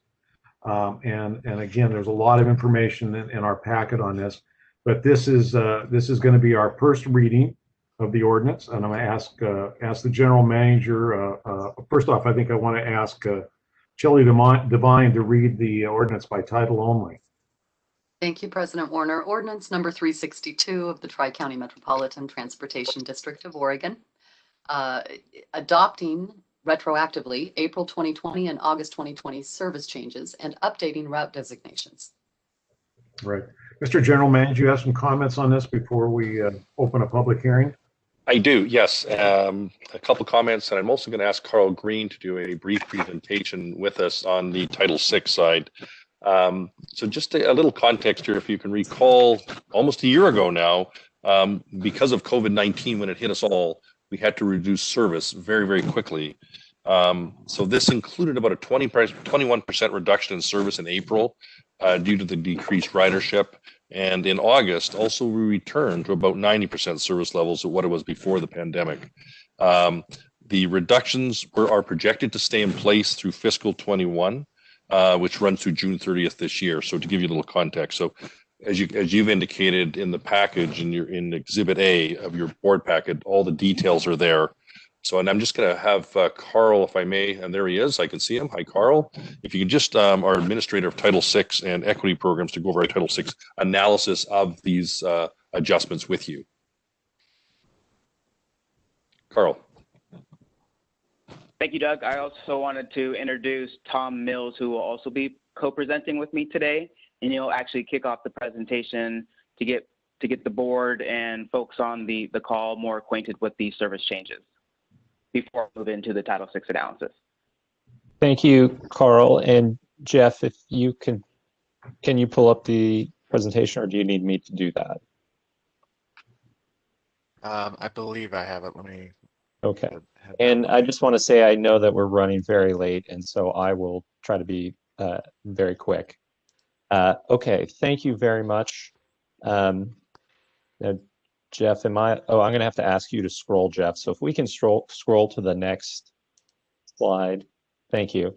Real quickly, this is in regards to the service changes that were made in April, the service reductions due to COVID, as well as the restorations that we made in August. Things happened so quickly that we did not bring this to the board. And so we want to come back now and bring these changes to the board. Going back to March 23rd, ridership had dropped significantly. Compared to February of that same year, we saw a 64% decrease in boardings, 77% decrease in hop taps, and a 78% decrease in stored value loads. What this means is our revenue from fares was decreasing rapidly, and we were expecting also a significant decrease in payroll tax as a result of COVID, which led to us having to make the decision to reduce service to some level. If we can go to the next slide, please. So how did we do that? Well, first we set up some criteria. One, we wanted to try to maintain service as much as possible in the communities with the highest number of BIPOC folks and people earning low incomes. Additionally, we wanted to continue to serve the hospitals. And then lastly, as much as possible, we wanted to try to serve job centers, particularly those with a high number of low-wage essential workers. A great example of this is the Amazon up in the Troutdale Reynolds Industrial Park. Next slide, please. So what did we do? Using that criteria, we did reduce service on 61 of our 85 bus lines. Weekday service was adjusted to Saturday service on those lines. And if there was no Saturday service, then we just reduced it by 50%. Saturday service was adjusted to Sunday service if they were different. Oftentimes they were the same, and so there was no adjustment. We also discontinued overnight service on lines 20 and 57. If you recall, those lines did run 24 hours. Now, between 12:30 and 4:30 a.m., they do not run. So that is a total of about 4 hours of service. And they were running hourly, so that's 4 trips a day in each direction. And then we did discontinue bus line 272, which was our overnight bus to the airport, because at the time, airport travel had just plummeted and nobody was going to the airport. Weekday max service has been scaled back to every 15 minutes. Saturday max lines operate on Sunday schedules. West was scaled back to 45 minutes and West trains were reduced to 1 car. As a result, altogether, this came to about a 20% reduction in service. Next slide, please. And this map here, you can see, what areas were preserved and what areas saw service reductions. So the maroon color are lines that did see at least some weekday service reductions. The blue lines are colors where we didn't cut service at all. And then you'll see there's a green line there, and that's represented 2 lines where we just cut the all-night service. But you can see in those areas that we know that are equity concerns, like East Portland, around Clackamas Town Center, in Beaverton, somewhat in Oregon City, and up in the Columbia Corridor, we were able to maintain service. Next slide, please. And then in August, we restored service. Actually, back in June, things were looking really good. We thought we were going to be almost back to normal in August. So we did make the decision to restore service, and we restored service on 17 bus lines, most of which were kind of our higher ridership frequent service lines. Next slide. And this is a map of what that looks like today. So everywhere where you see blue, that is service that is operated. This is weekday only. Everywhere where you see blue, that's service that is operating at the same levels as it was prior to COVID. So we have restored a lot, but we are still down by 10%, and the weekend service is still reduced as well. Next slide. Normally, when we make service changes, we go through really about an 8 to 10 month period of outreach, and in which we are going through several rounds of communicating with the public back and forth and making revisions to our proposals based on what we're hearing from the public. Because of the rapid decrease in ridership, which meant a rapid decrease in revenue, and because of COVID issues and the stay-at-home order, we really did not have the opportunity to do our standard outreach. We did rely on email, social media, the webpage, press releases, but honestly, we just weren't able to do the back and forth the way we normally do. I do want to add, we are in the midst of an 8-month period of back and forth, so we're back to our regular outreach process. But at this time, during this time, we just weren't able to do that. Next slide. And now I'm going to hand it over to Carl. Thank you, Tom. President Warner and fellow board members, good afternoon. As mentioned, this portion of the presentation will cover the Title VI service equity analysis. The Civil Rights Act of 1964 provides the legal footing to ensure transit agencies are upholding the assurances under this landmark legislation, and the Federal Transit Administration's Title VI circular or policy guidance requires that TriMet prepare and submit the equity analysis or draft report in front of the TriMet board. Next slide, please. Displayed here is an overview of TriMet's Title VI equity analysis decision-making decision-making process for fare and major service changes. To summarize, the evaluation includes the determination of whether service changes meet the major service change threshold, the level of impact on Title VI populations, and whether alternatives are needed to mitigate findings of an adverse impact, if found. Next slide, please. Presented here are the 30 lines that met the major service change threshold per our Title VI policy and our program this requires that the agency proceed with a formal Title VI analysis, which we have completed.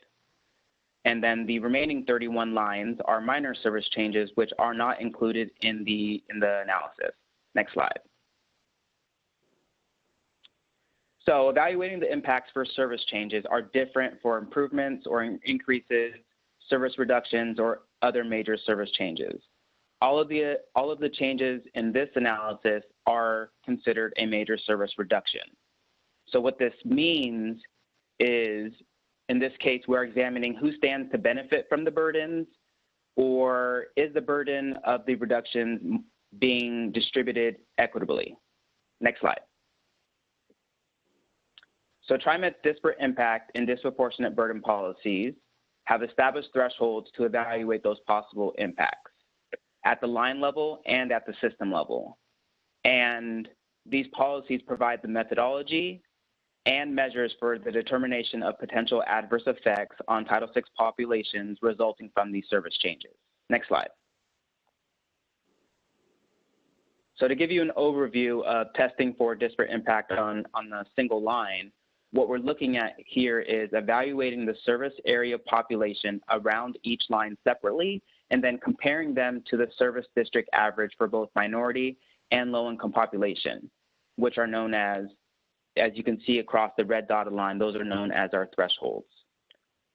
So for service reductions, as mentioned, all of the line changes are service reductions. If the lines are being flagged, if the Title VI populations are above that threshold. And for time's sake, the details of line level analysis, they can be referred in the draft report on pages 10 through 19. Next slide. So as far as this slide goes, the system level analysis aims to measure impacts of all reductions combined to determine how equitable are the impacts would be across Title VI populations compared to non-Title VI populations. And per our Title VI policy, the way that we measure this is to test whether 20% more of the district's minority populations would stand to receive more of the burden from the reductions compared to non-minority. Similarly, it's the same for low income compared to higher income. Next slide. So I'll now cover the findings of the system level analysis. In this table, you can see that a slightly greater percentage of the minority population will be negatively impacted compared to the non-minority population. However, in the application of the 20% rule in accordance with our policy, this does not result in a disparate impact for minority populations. Next slide. So similarly, we also apply this measure, or the 20% rule, for low-income populations, which falls under our disproportionate burden analysis.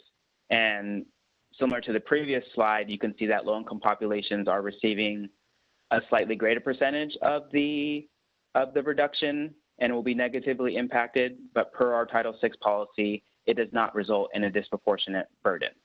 Next slide.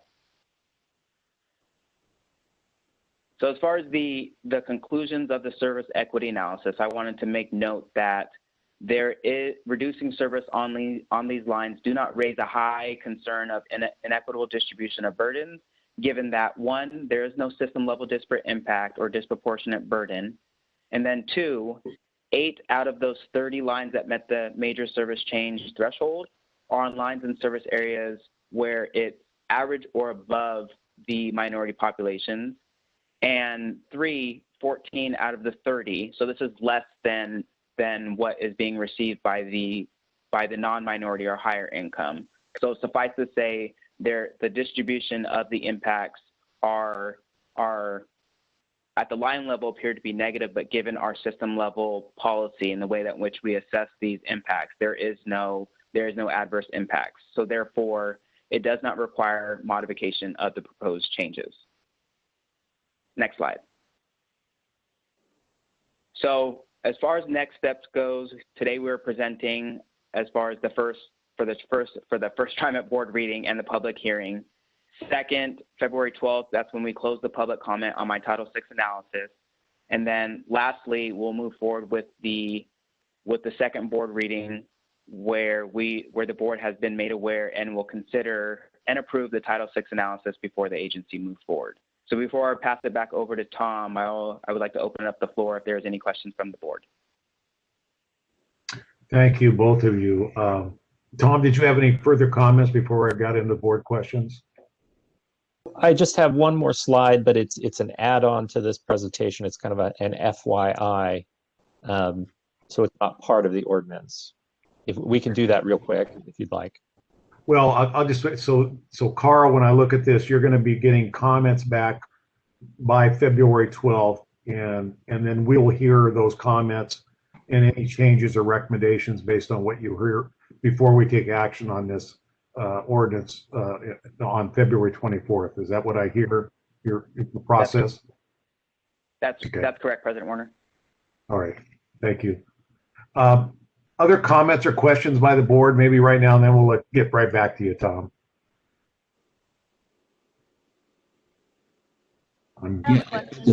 Hey, I see. Yes. Director Way. Director Way raised her hand. I'm picking her up first here. Okay, so my question is, sorry, are we asking general questions now? You can ask whatever question you want. Great. Okay. So this is a question for Tom. Again, I thank both of you for bringing back this to us as a board. Really appreciate that there's going to be additional public input and public comment on this. Tom, you had mentioned that when the pandemic started, right, that it seems like the level of outreach that you had maybe intended or hoped to do did not really come to fruition because all of us were dealing with a pandemic. Can you explain as to how your team or just how did you, were there any innovative or creative outreach solutions that you implemented? Can you explain what you did in the 6 months that people were struggling with outreach in terms of how you did get engagement? Yes, I can actually. So I will say for these service changes, they were, we were in such a race that unfortunately we weren't innovative, but we have been innovative since then. So as I mentioned, we're, now in our outreach process for the fiscal year 22 service changes. And I don't know if any of you happen to see the Vision 21 open or town hall that we produced where, and this was back in October, I believe it was, where we had a virtual town hall. It was produced, everybody on the town hall, well, first of all, we recorded a lot of the comments. Doug had a piece where, he welcomed everyone. And then those of us taking answers and questions had kind of the same background with us. We did both an English and a Spanish language town hall, and we posted those up online. They were both they were on Facebook Live and on YouTube, and then we posted them, and we saw even additional views. In doing so, we were able to reach more people than we typically reach when we do our normal in-person town hall. And, to some degree, it made us think, gosh, maybe this should be the new normal for us. And so, in fact, we are currently planning for, we have our outreach process has a second round of question and answer with the public. And we are currently planning for a virtual town hall to take place on February 10th. As well. We're now looking to do it without spending as much money. So the first time we did it, we spent some money, really invested. It looked really great. Maybe we can achieve the same thing, but a little more cost efficiently. So we're looking to do it that way.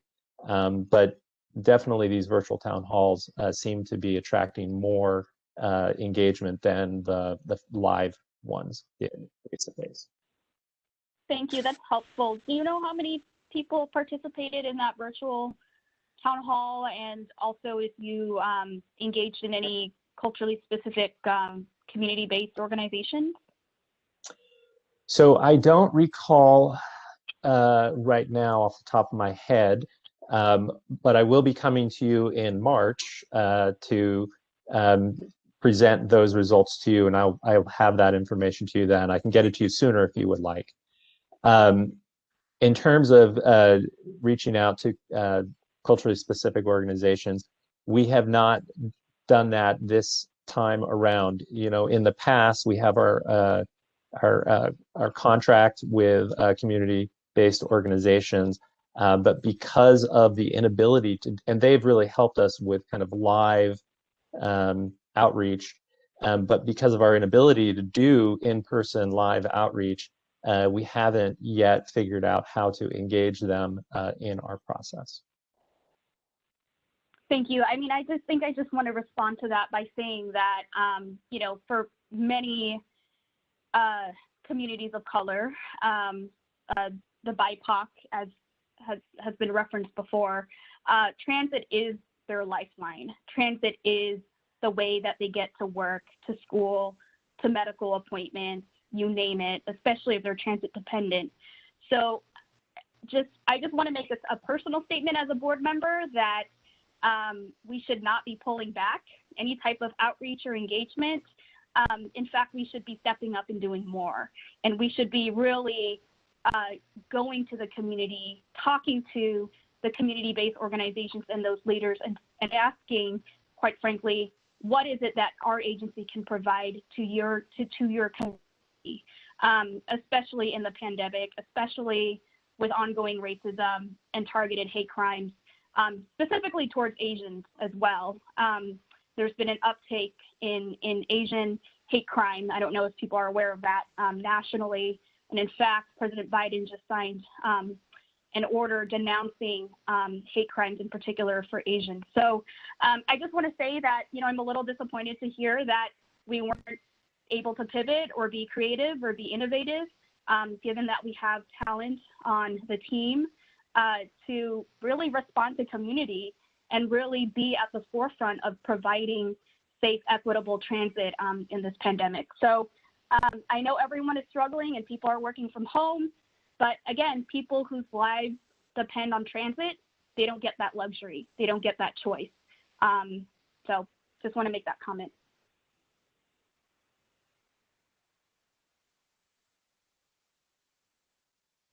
Director Gonzalez. Thank you, President Warner. I have a different concern to share, and that has to do with the map of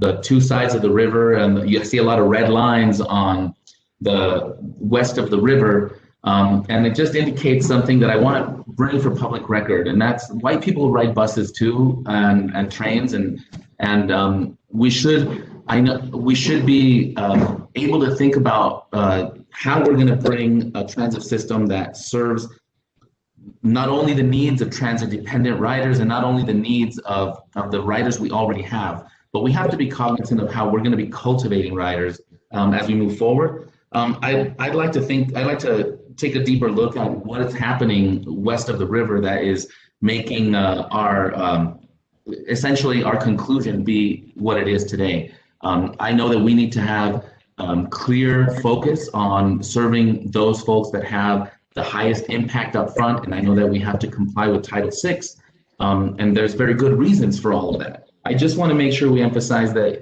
as we rebuild our transit system, that we're really looking towards a system that's going beyond the basic needs. We need a system that is a good option for mobility for people that are needing it and are choosing it. We need to bring up our choice riders as well. Thank you. Good comments. Director Edwards? Thank you. I guess I wanted to ask Tom, what outreach efforts, how has that changed with the pandemic?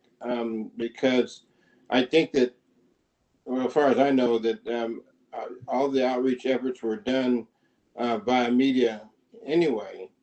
And so what has changed with that since, with the pandemic or getting to people or getting responses? Well, previously when we did open houses, we would, rent a space and, or if we could find a free space, we'd get a space and we would actually meet people in person to host the open house. We were not able to do that. Well, first off, for these changes, we weren't able to do any open houses, but for the FY22 service changes, which we're in the midst of working with the public right now, we've gone to virtual open houses. And in fact, our attendance through the virtual open houses for English and non-English speakers has been way higher than what we had when we would go to a place and expect people to come to meet us. Now people can meet us from the comfort of their own home. So that's the big change and the big innovation. I'm not ready to say that that's the way we're going to go forever, but it definitely makes us rethink how we want to do this and going forward in the future. My second part of that question, are you able to ascertain what the demographics are of those folks that you're reaching? We were able to through so we continue to do the online outreach where we reach out to people through email, social media, and we surveyed people and we did get their demographic makeup through that survey. But through the virtual open house, we did not ask people to give us their demographic makeup. Now, presumably somebody who's watching the Spanish language virtual open house is a Spanish speaker. And we had more Spanish speakers view that open house than we've had, in my entire time working at TriMet. So from that standpoint, it was a big success. But otherwise, we do not ask people in the virtual open house to provide their demographic information. And my last question, do you find it more efficient because of the pandemic, to be able to, acquire information and data through the electronic application rather than the physical application? I think the answer to that would probably be yes. Certainly there's work on our side, but if you look at it from a amount of time that staff puts into it to the number of people we reach, I mean, we reached far more people this time. If it's the same amount of staff time, but we reach more people, then it is definitely a more efficient way to go. Thank you. You're welcome. I might add here, as we look to a post-COVID world, I think we need to bridge the best of both. And I think we should never use COVID or these virtual worlds we live in as our only method of connecting with people. Being present and human and creating those impromptu comments and those side dialogues while you're at the coffee, grabbing a Danish or something with somebody. There's some great things that happen where some of the impromptu-ness can get lost in more mechanical environments. So I would strongly suggest, at minimum, we need a hybrid approach to open as many avenues up as possible. So, personal editorial. So, Director Bauman, I see you have your hand up. Yes, I do. I have a process question for you. So, under our code, the typical process for changes in service is for us to pass ordinances. Of course, before the changes in service occur, this, as we all know, is an emergency, and emergency powers were exercised to make the service changes. How long do those emergency powers stay in place? And before there are future changes, are you anticipating more kind of emergency action based on what we know now, or are we going to go back to our typical process? Maybe I can comment to that. I think, firstly, these things can go on for months and months. What is an emergency? I think no one would have defined what an emergency was by this length. I don't anticipate right now, particularly with the CARES Act 2 coming. I think if we had run out of CARES Act 1 and no CARES Act 2, we may have very well been in a significant hitting the financial cliff a lot sooner. That would have been brought to the board as part of without an emergency. I think the adaptations we're in right now would probably be very minimal. I don't anticipate, a COVID emergency, at least for the next, probably through the next end of the fiscal year and into probably the end of the calendar year, I would suggest.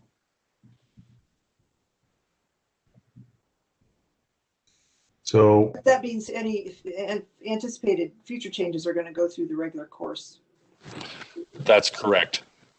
Yeah, there's decisions that get made. There's sort of, I'll call the regular planning routes that Tom Mills and others have been working on extensively. You see before you, there are daily adjustments, i.e. riots, or protests, things of that nature that go on, opening up and shutting down systems just to deliver the service on a daily basis. I think we need to anticipate those are absolutely going to continue based on what's in front of us for the moment. The longer term planning route changes, I think we would assume we're back to the normal process, to your question. That's all I have. All right.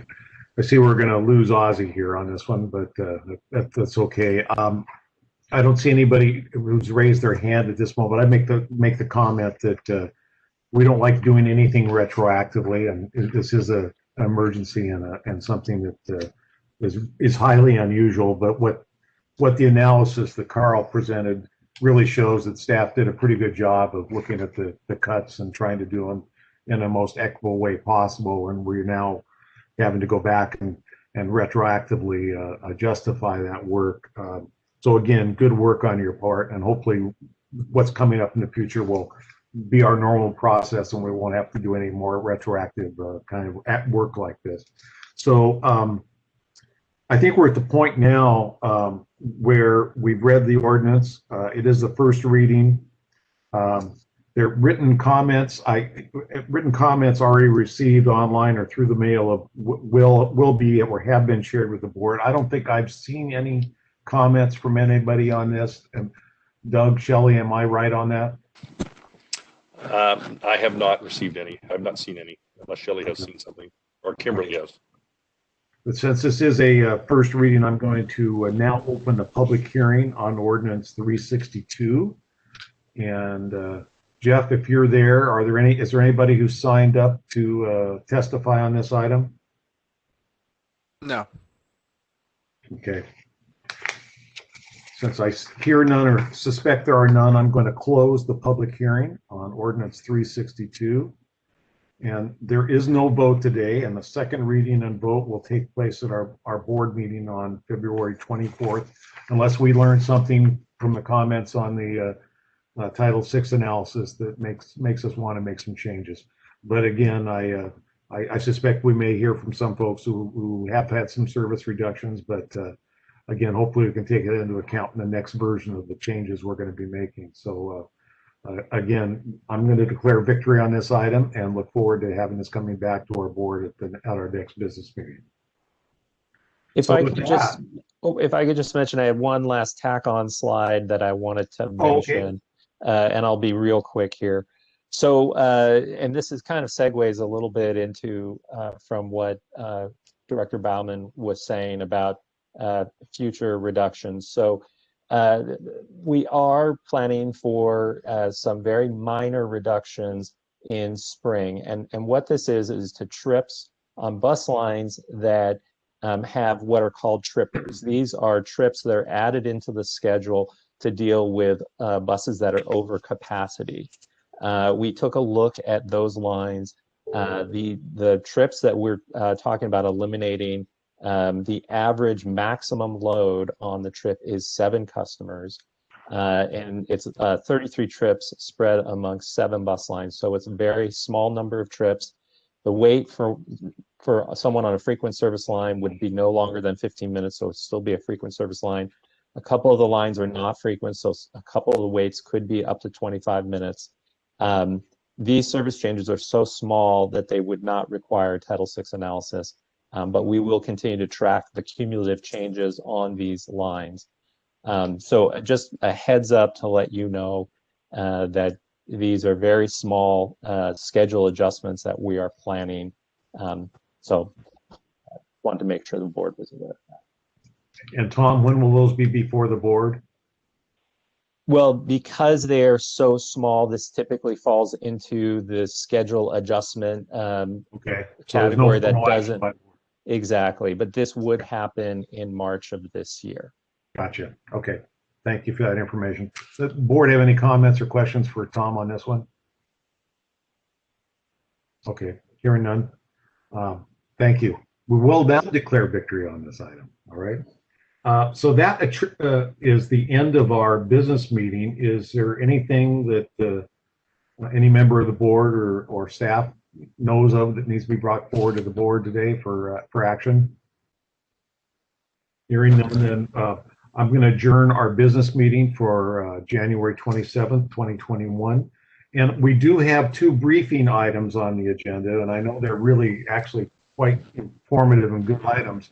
How's the board doing here? I know we lost Ozzy. I know Linda would like to continue on. I'd like to have this information, but I want to make sure that we're not going to lose another couple board members in the next. How long do you think this will take? First off, Doug, to go through these.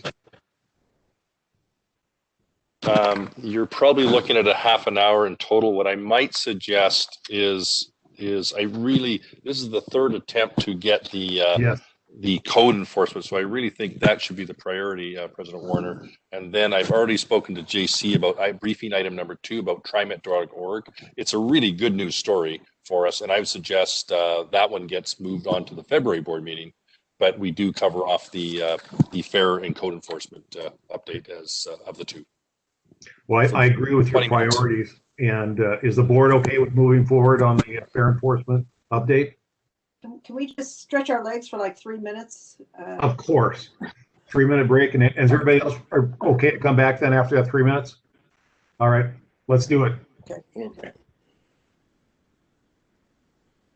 And many months ago, we talked about it coming forward in September, and it ultimately got bumped. So this is the third attempt. So I really appreciate her patience. And this Director Bauman is for you. So to start with, I'd like to introduce Justin Dillon, as well as Executive Director Marla Blagg, to walk through the presentation. We've got I think it's about a dozen, 12, 13 slides around the whole fair enforcement and compliance and how are we actually doing since we've rolled some of this out. So I'll turn it right over to those two to go through the presentation and answer questions. Yeah, good afternoon. Thank you so much, President Warner and the board. I'd like to just really give you a high-level program history about our fair compliance program, administrative milestones that we've achieved, some of the challenges we've experienced to the program during COVID, and historical staffing levels. And with that, I'll turn it over to Justin and he can run through the PowerPoint. Okay, thank you, Marla. Good afternoon, President Warner, members of the board. I will try and move through this quickly. Jeff, if you can go ahead and move into our first slide, please. Next slide. So briefly, a little bit of program history. As the board's aware, following extensive community outreach in July of 2018, the TriMet board authorized instituting the administrative options for the resolution of citations, essentially giving individuals the opportunity to avoid traditionally what was a court process. Opportunities, for staff, range from reduced fines, community service opportunities. You can resolve your citation through successful enrollment in reduced fare programs, low-income and honored citizen, or request a hearing with TriMet. Also, we continued and began as part of this to invest in some of our technology and software and databases, electronically filing citations with courts. And in December of 2018, as part of the general manager's agency realignment, the fair inspectors were moved from our field operations team to safety, security, and environmental. Next slide. So some of the administrative milestones, as Marla mentioned, in January of 2019, we launched our blended security model, adding customer safety officers and reducing our law enforcement footprint and participation as part of our fair enforcement missions. We continue to focus on behavior change models such as community service opportunities, enrollment reduced fine programs, have continued to invest in some of our technologies such as reverse geocoding and other electronic citations efficiencies. This has also allowed us to improve our data collection and reduce the time in the interaction with customers and riders when they receive a warning or citation, allowing them to more quickly get on their way. And in December of 2019, we eliminated our code enforcement shifts. This resulted in no longer utilizing our field operations staff to supplement our code enforcement activities. Ultimately, that allowed the field operations team to redeploy these individuals across the system to better support our operations. Next slide. So, COVID implications. In March of 2020, we suspended the filing of citations for formal proof of payment with the court system, focusing on compassionate, educate, inform over enforce. Cited individuals continue to have the opportunity to resolve citations through administrative options, but if not resolved with us, these citations would not be submitted to the court system. On March 26, following the suspension of formal cash acceptance on the bus system, we suspended our formal proof of payment activity as a whole system-wide. At that point, inspectors would ask for proof of fare while walking through our trains and encouraging those without fare to purchase fare. In October of 2020, following all of those COVID mitigations the general manager spoke to earlier with face coverings and hand sanitizer, operator barriers, Curious fogging machines, and with the resumption of formal cash acceptance on the bus fleet, we began to resume our formal proof of payment activity, that being the month of October, issuing warnings, November on, phasing back into our traditional proof of payment activity. Next slide, please.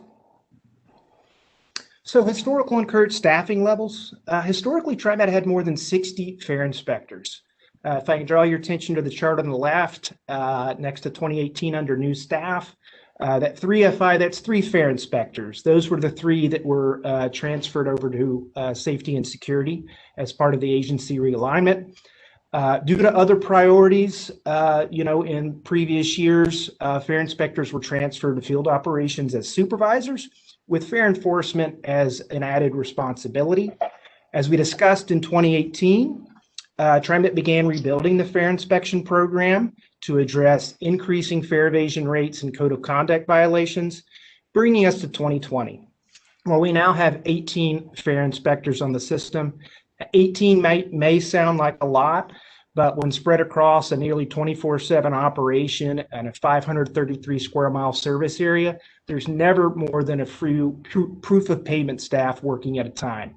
The program needs to continue to grow to address increasing demands. Next slide, please.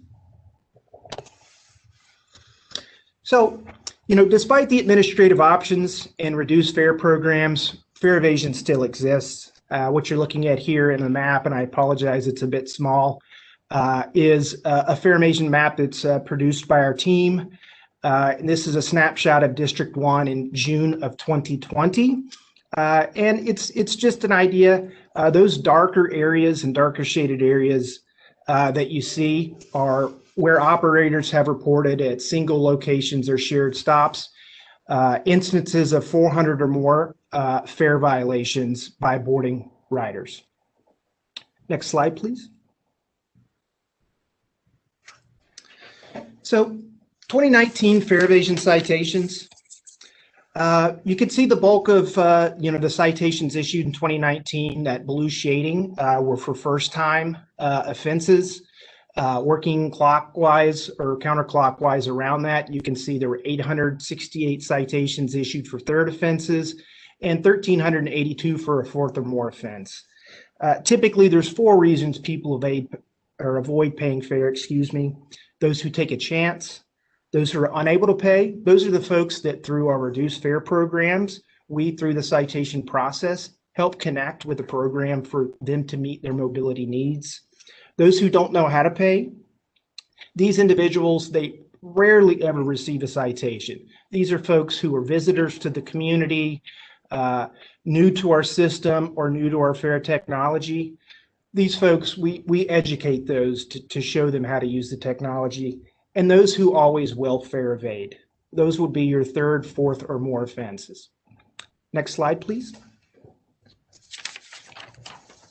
So again, a little bit of a busy color wheel here. So of those who resolved their citations administratively with TriMet, how did they choose to do so? You can see that in 2019, 23% of the citations issued were resolved through our administrative processes. That's about 3,600 out of about 15,500 total citations. If I can draw your attention to the blue shading on the color wheel, you can see that the vast majority, 55%, chose to resolve their citation through payment of a reduced fine. Working around counterclockwise in the orange, you can see that 20% were dismissed. This was through our appeals process. These are individuals who, for whatever reason, at the time were unable to demonstrate they were in possession of valid fare. Perhaps they didn't have their qualifying ID, their electronic device may have died. The administrative process allows these individuals to very quickly resolve these citations without interaction with the court. Continuing on around in the purple, you can see, I think this is great. 12% of those individuals resolved their citations through enrollment in the Transit Assistance Program. Continuing on to the green, 3% through enrollment in Honored Citizen. And then finally around to the yellow, 8% through successful completion of community service. Before I move on, are there any other questions about this slide? Okay, hearing none. Next slide, please.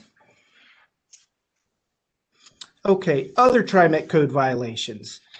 This is, again, a busy color wheel, but a snapshot of individuals who were issued citations that were not eligible for resolution through our administrative process.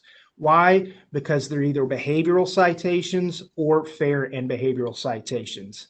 As you can see, alcoholic beverages, refuge and waste, violation of signage, harassment, intimidation, etc. Next slide. Justin, just for the board members, this is available in your package because if it's an eye test, I fail miserably based on what's on the screen. So it is available in the board members package. So thank you. Jeff, if you can click on the image there, get a very short video to share if it'll play. Does not want to cooperate. Okay, that's fine. In the interest of time, we'll move on. This is just a video put together in partnership with our public affairs team, showing and helping to educate riders when they encounter fare inspectors with our customer safety officers, what they should expect. Help taking away some of the mystery of what these folks are out there to do, and that they're there for customer service, or to help with other public safety concerns. Next slide, please. So we talked that only 23% of citations issued, fare citations by TriMet in 2019, were resolved through one of our administrative processes. Our public affairs team put together a mailer to send out to the individuals who did not resolve with us, asking some very basic questions as to why individuals chose not to. So you can see a little over 6,500 records or citations were reviewed. Of those for the mailer, 2,778 were not eligible for the mailer because they contained false information or addresses. A total of 3,817 surveys were sent, and of those, 1,300 were returned as undeliverable. As a result, approximately 33 or 35% were due to invalid addresses. We only had a 1.4% response rate for a total of 36 responses. The vast majority of those individuals indicated that they either forgot about the citation, they wanted their day in court, thought they could get a better deal in court. But the good news is, of those respondents, 61% indicated that now that they have more information or better understand the process, they would utilize the administrative options in the future.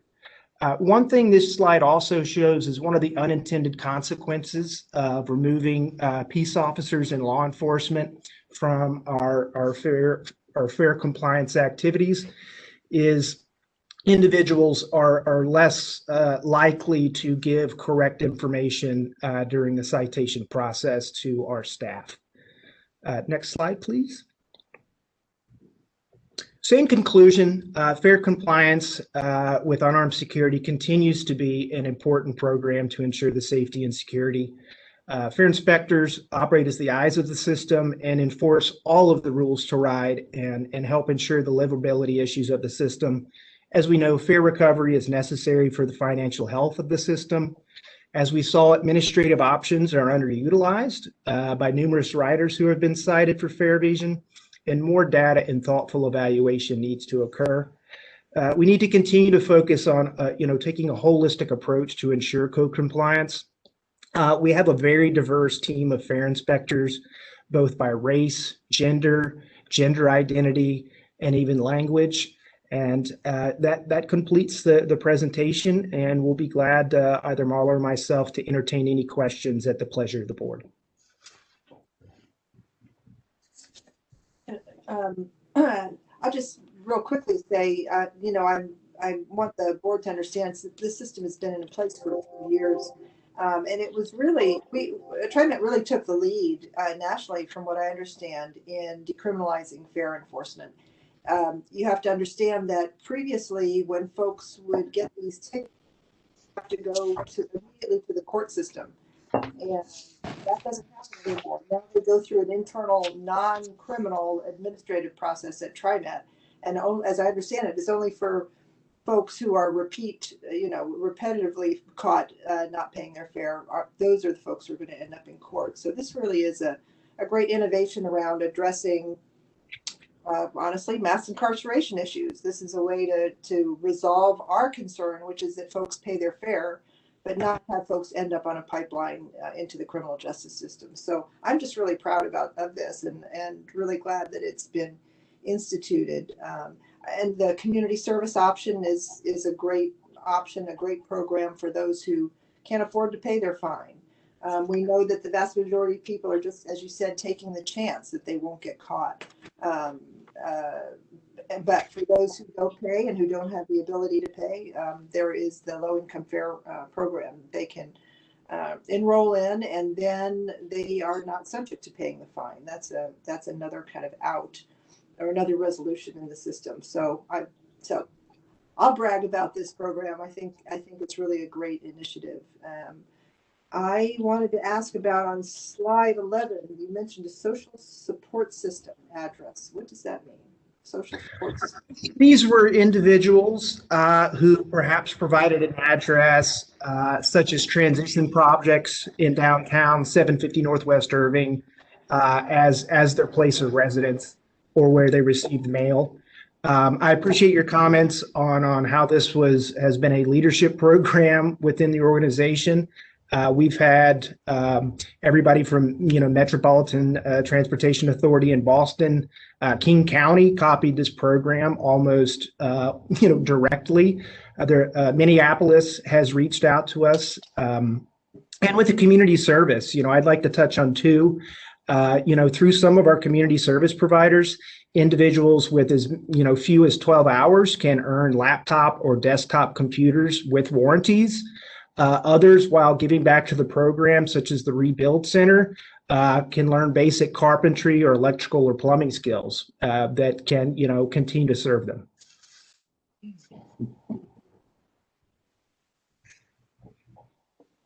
Other comments? I see Linda Simmons, you have a hand up.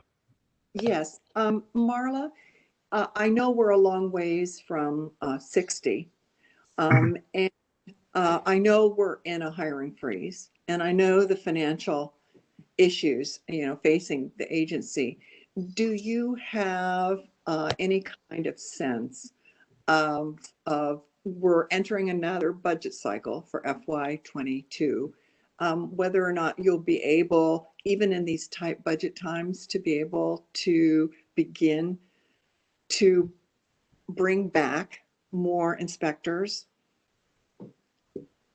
Yeah, that's a really fantastic question. And I think what we will be doing in the Reimagine Public Safety is really looking at the entire scheme of the entire security and safety program and how we can augment and increase presence on the system. That is one of the primary objectives on Reimagine Public Safety, is to increase that presence, and that presence will need to be a combination of code compliance staff, also ride guides or customer safety staff. So we'll look at all of that, and of course, we know the general manager supports those initiatives for Reimagine Public Safety. And I think we're going to have to get a little creative moving forward, but we're down for that challenge. Thank you. Director Way? Yes, thanks. I have a couple questions and comments. So first off, thank you for the update. I think this is very timely. Can you go back to slide 5? There's a couple of slides that I just wanted to reference, but slide 5 was one of them. So at the, let's see, there was a bullet point, the last bullet point where it says, program must continue to grow to meet demands. And then there was another point that was made at the end around we need more data and evaluation. I guess to say that we must continue to meet demands, what data are we basing that on? And I know that we just embarked on a really robust Reimagine, public safety process. So my assumption as a board member is based on that, where we're saying we need to grow to meet these demands. But I also don't know if that's accurate, because I think as a board or as one board member, I would like to see more data, more survey, so that I feel confident in justifying, this is the level of staffing that we need based on this available data or feedback from community or whatever it is. So, Marla, can you sort of explain, I guess, where that bullet point was coming from? Yeah, so this specifically is talking about fair compliance, and our fair compliance rates anywhere pre-COVID were probably hovering around 16 to 18% of our riders were not paying fare. Post-COVID, we actually estimate that it could be as high as 26, maybe even 30% of our riders may not be paying fare. So you're right, we absolutely need to get a little bit better handle of this and do some more fare compliance surveys. But that is specifically talking to the fare evasion rates. And I will turn it over to Doug, how he can say what, as an agency, what we're trying to target at. Yeah, if you look at other transit agencies, you would see typically code compliance is around a 3.5% to 5%. Let's take it to 7% range. So we're about 2.5 to 3 times higher than the normal standard compliance, and that's on top of low income fare, all those other alternatives that's been nicely covered already. So that's typically the range as a proof of payment system. So I would suggest we need to be moving this down probably by half over time. Okay. My next question is slide 9 with that pie chart of the multicolored pie chart of that one. Yes, thank you. I wasn't sure what that was called again. So I wanted to, excuse me, I wanted to talk a little bit about sort of that harassment and intimidation slice, because I want to really just lift that up, because that is something that we should not tolerate as an agency, is any type of harassment or intimidation, especially if it invokes violence towards gender or different identities. So I just would love someone to explain, if we are encountering someone again who is, clearly racist or saying a lot of threats and harming other people, how do we deal with that? Do we just give them a violation and let them go, or what is our process? Justin, I'll let you share what the fair inspectors do for code compliance regarding this. Sure, thank you. Well, in many cases, and this is a snapshot that is specific to, what citation activity, be it fair or code violations, have been issued and take place by our staff. Obviously, our staff are supported by our transit police officers or even other responding agencies. In many cases, if we get a loud verbal or something like that that comes into the command center, supervisors are dispatched. Depending on the significance of the incident, law enforcement may be simultaneously dispatched. And so it is something that is a huge focus. We have extensive support. We just had a meeting yesterday with our new public safety partners, here in our building. And this is something that, they really want to support us with. So in most cases, what you would see here as far as this data would be, maybe there was an arrest that took place for that type of horrible, inappropriate behavior. And this is just supporting that arrest. Perhaps one of our code compliance staff also issued a citation. And what that helps the officers with, if it escalated to criminal activity, is to kind of show, how did we get to that point? If that's an example. But our folks do the best they can. This is something that, as you said, we do not tolerate and have full support from our public safety partners. Thank you, Justin. That's really thorough. And for me, as a board member, would love to see again more of that data that you just talked about, particularly around this sort of harassment and intimidation piece, because I just know that, again, the incidence of hate crimes and hate speech and, then just horrible physical violence have been just on an uptake over recent years. So I think it'd be important for us to have some data, as well as what is our proactive and preventative response from actual physical harm from taking place. Yes, I might just add to this. I think you may have seen over the last year plus, I've actually, under the general manager's authority, I've actually banned people from the system for life. You don't want to do that. You want people to behave properly, not just to our employees, but also to the public at large.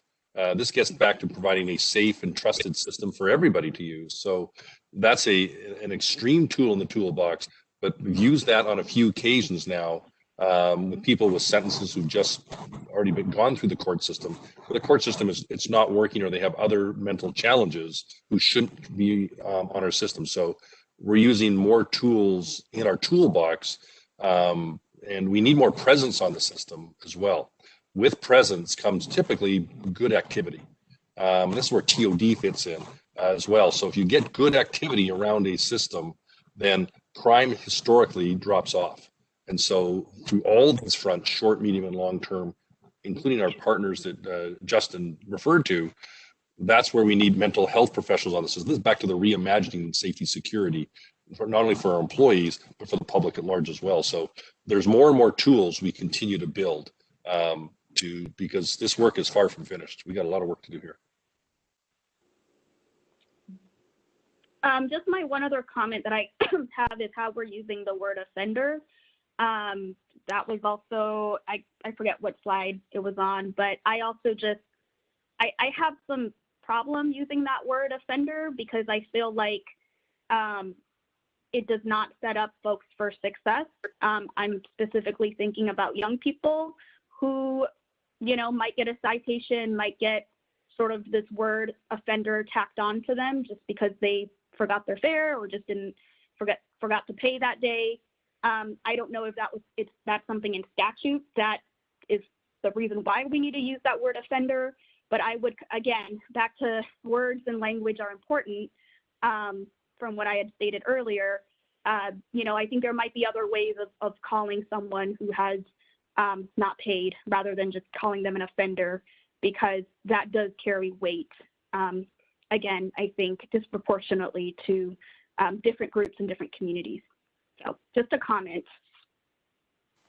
you. Director Way, thank you for that comment. And yes, we're definitely being very community sensitive about this program. As you'll see, we are transitioning from a fair enforcement program to a code compliance program. We are trying to reduce the enforcement aspect of it and talk about how we should be complying with the codes. So thank you.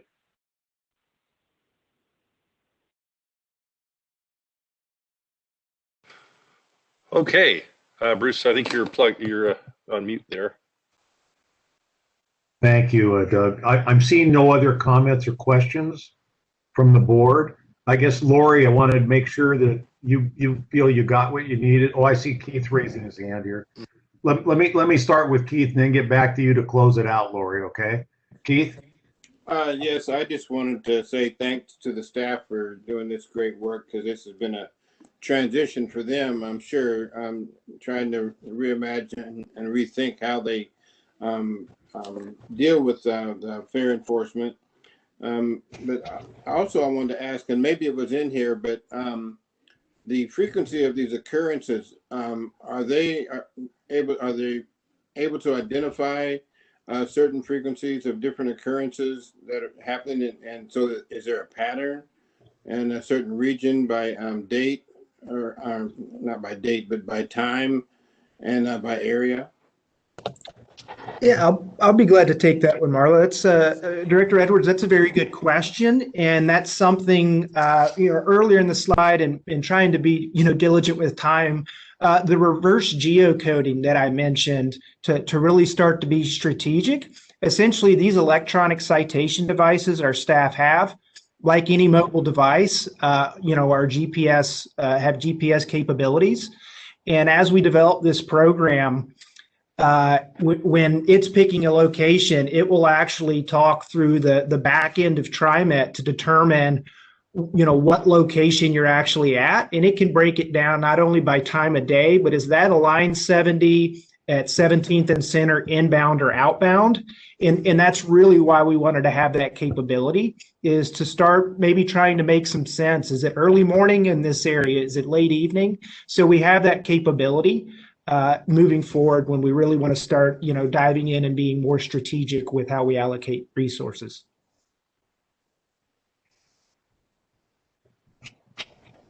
Very much.